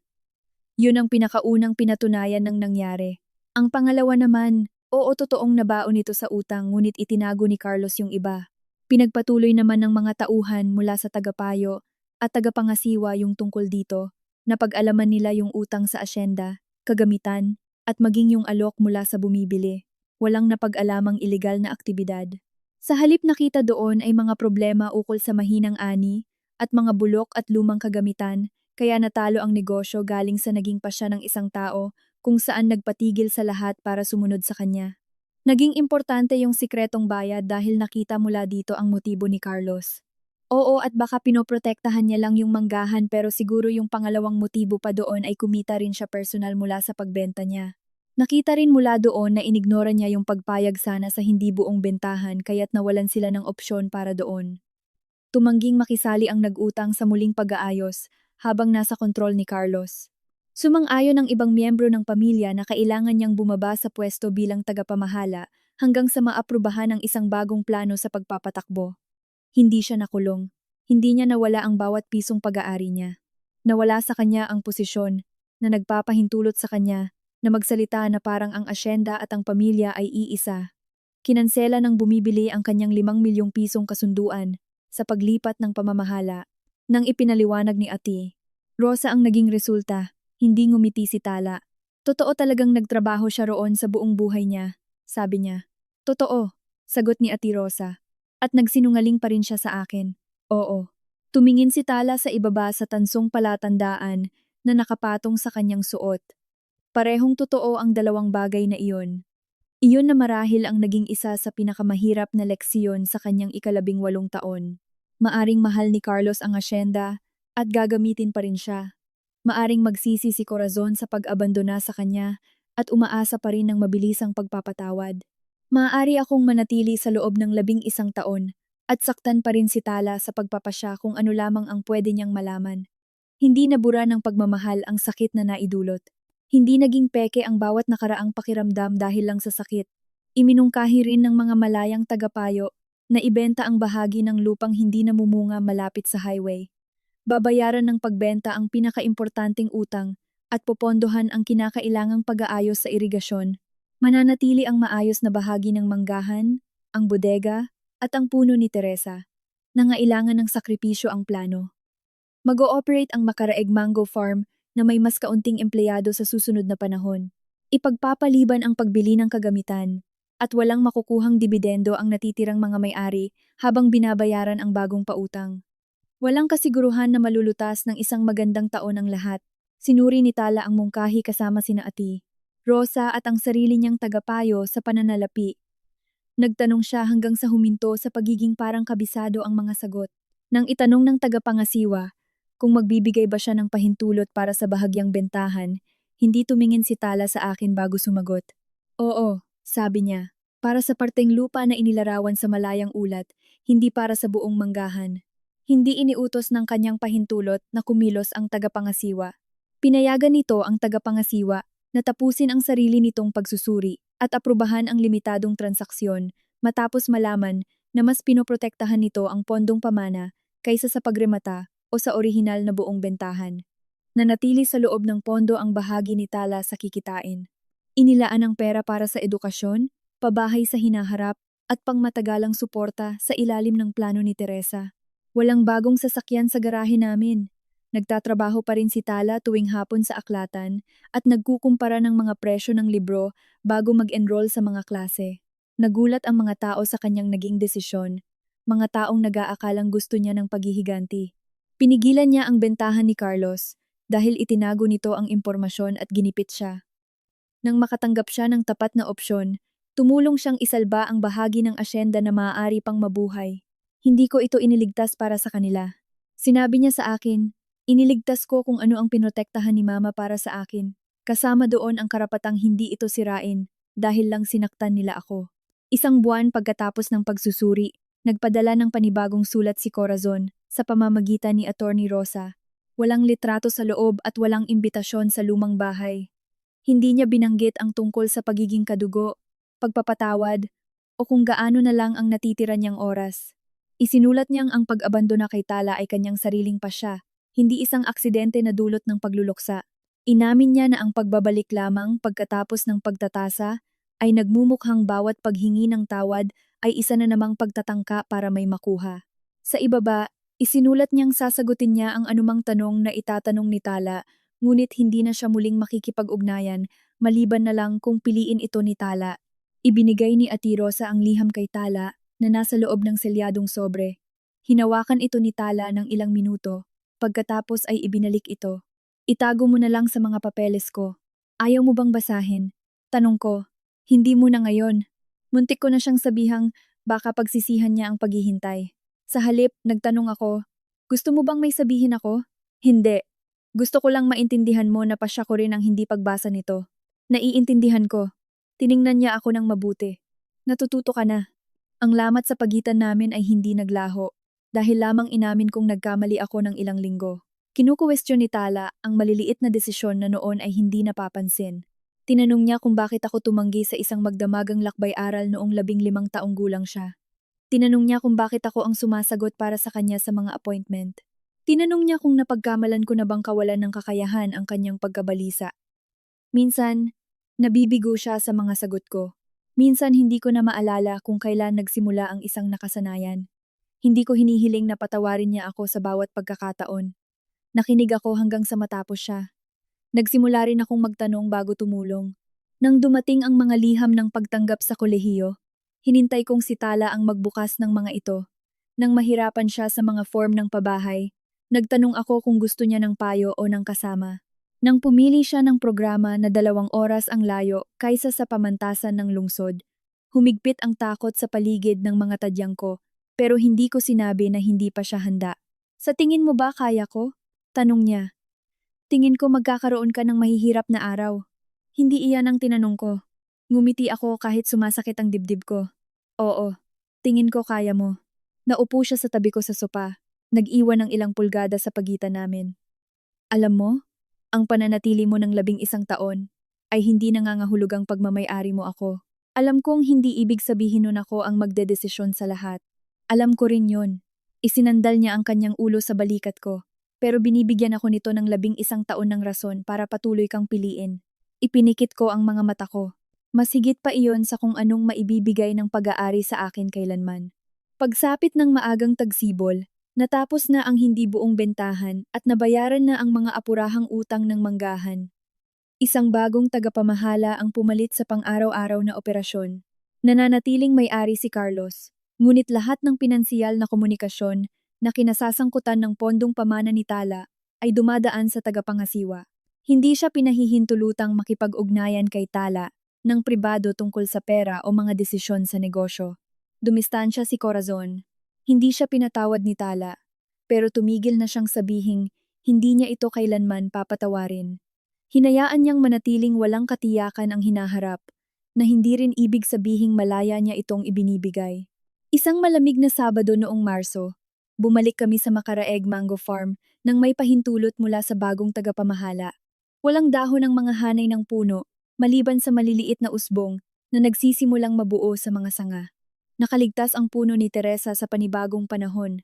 Isang dalubhasa sa pagtatanim ang pumutol ng malusog na bahagi mula sa isa sa mga batang sanga nito at maingat na binalot para ibiyahe. Hinawakan ito ni Tala sa kanyang mga palad na parang isang marupok na bagay, kahit na siniguro sa amin na mas matibay ang kahoy ng mangga kaysa sa hitsura nito. Dinala namin ang pinutol na sanga pauwi at itinanim ang isang batang puno sa pinakamaliwanag na bahagi ng aming bakuran. Hinawakan ko ng maayos ang katawan ng puno habang idinurugtong ni Tala ang sanga ni Teresa sa inihandang uka. Binalot niya ang dugtungan gamit ang taling pambalot. 2 beses sinuri kung pantay ito bago ito itinaling mabuti. Nakasabit ang lumang tansong palatandaan mula sa pisi sa leeg niya. Bago kami matapos, kumuha siya ng bagong palatandaang tanso mula sa kanyang bulsa. 2 petsa ang inukit niya rito. Ang una ay ang araw, kung kailan itinanim ni Teresa, ang orihinal na puno. Ang pangalawa ay ang umagang iyon. Ikinabit ni Tala ang bagong palatandaan sa puno. Iniangat ng mahinang hangin ang 2 piraso ng metal hanggang sa dumikit ang luma sa bago nang may malambot at malinaw na tunog. Hawakan mo pa ng kaunti, sabi niya. Pinanatili ko ang hawak ko sa puno hanggang sa natapos niya ang huling buhol. Pagkatapos ay binitawan ko. Nanatiling nakatayo ang puno ni Tala ang regadera, at dahan-dahang nagbuhos sa paligid ng mga ugat. Hindi niya tinanong kung kay Teresa, sa mga makaraeg, o sa amin ba ang puno. Nagdala ito ng isang bagay mula sa kung saan siya nagsimula. Ngunit lumalaki ito sa lugar na pinili niya. Tumayo ako sa tabi niya nang hindi inaabot ang regadera o sinasabi sa kanya kung gaano karaming tubig ang gagamitin. Nang matapos siya, ibinaba niya ito at isiningit ang kanyang kamay sa kamay ko. Naiwan kami roon hanggang sa tumigil ang hangin sa pagpapagalaw sa mga palatandaan.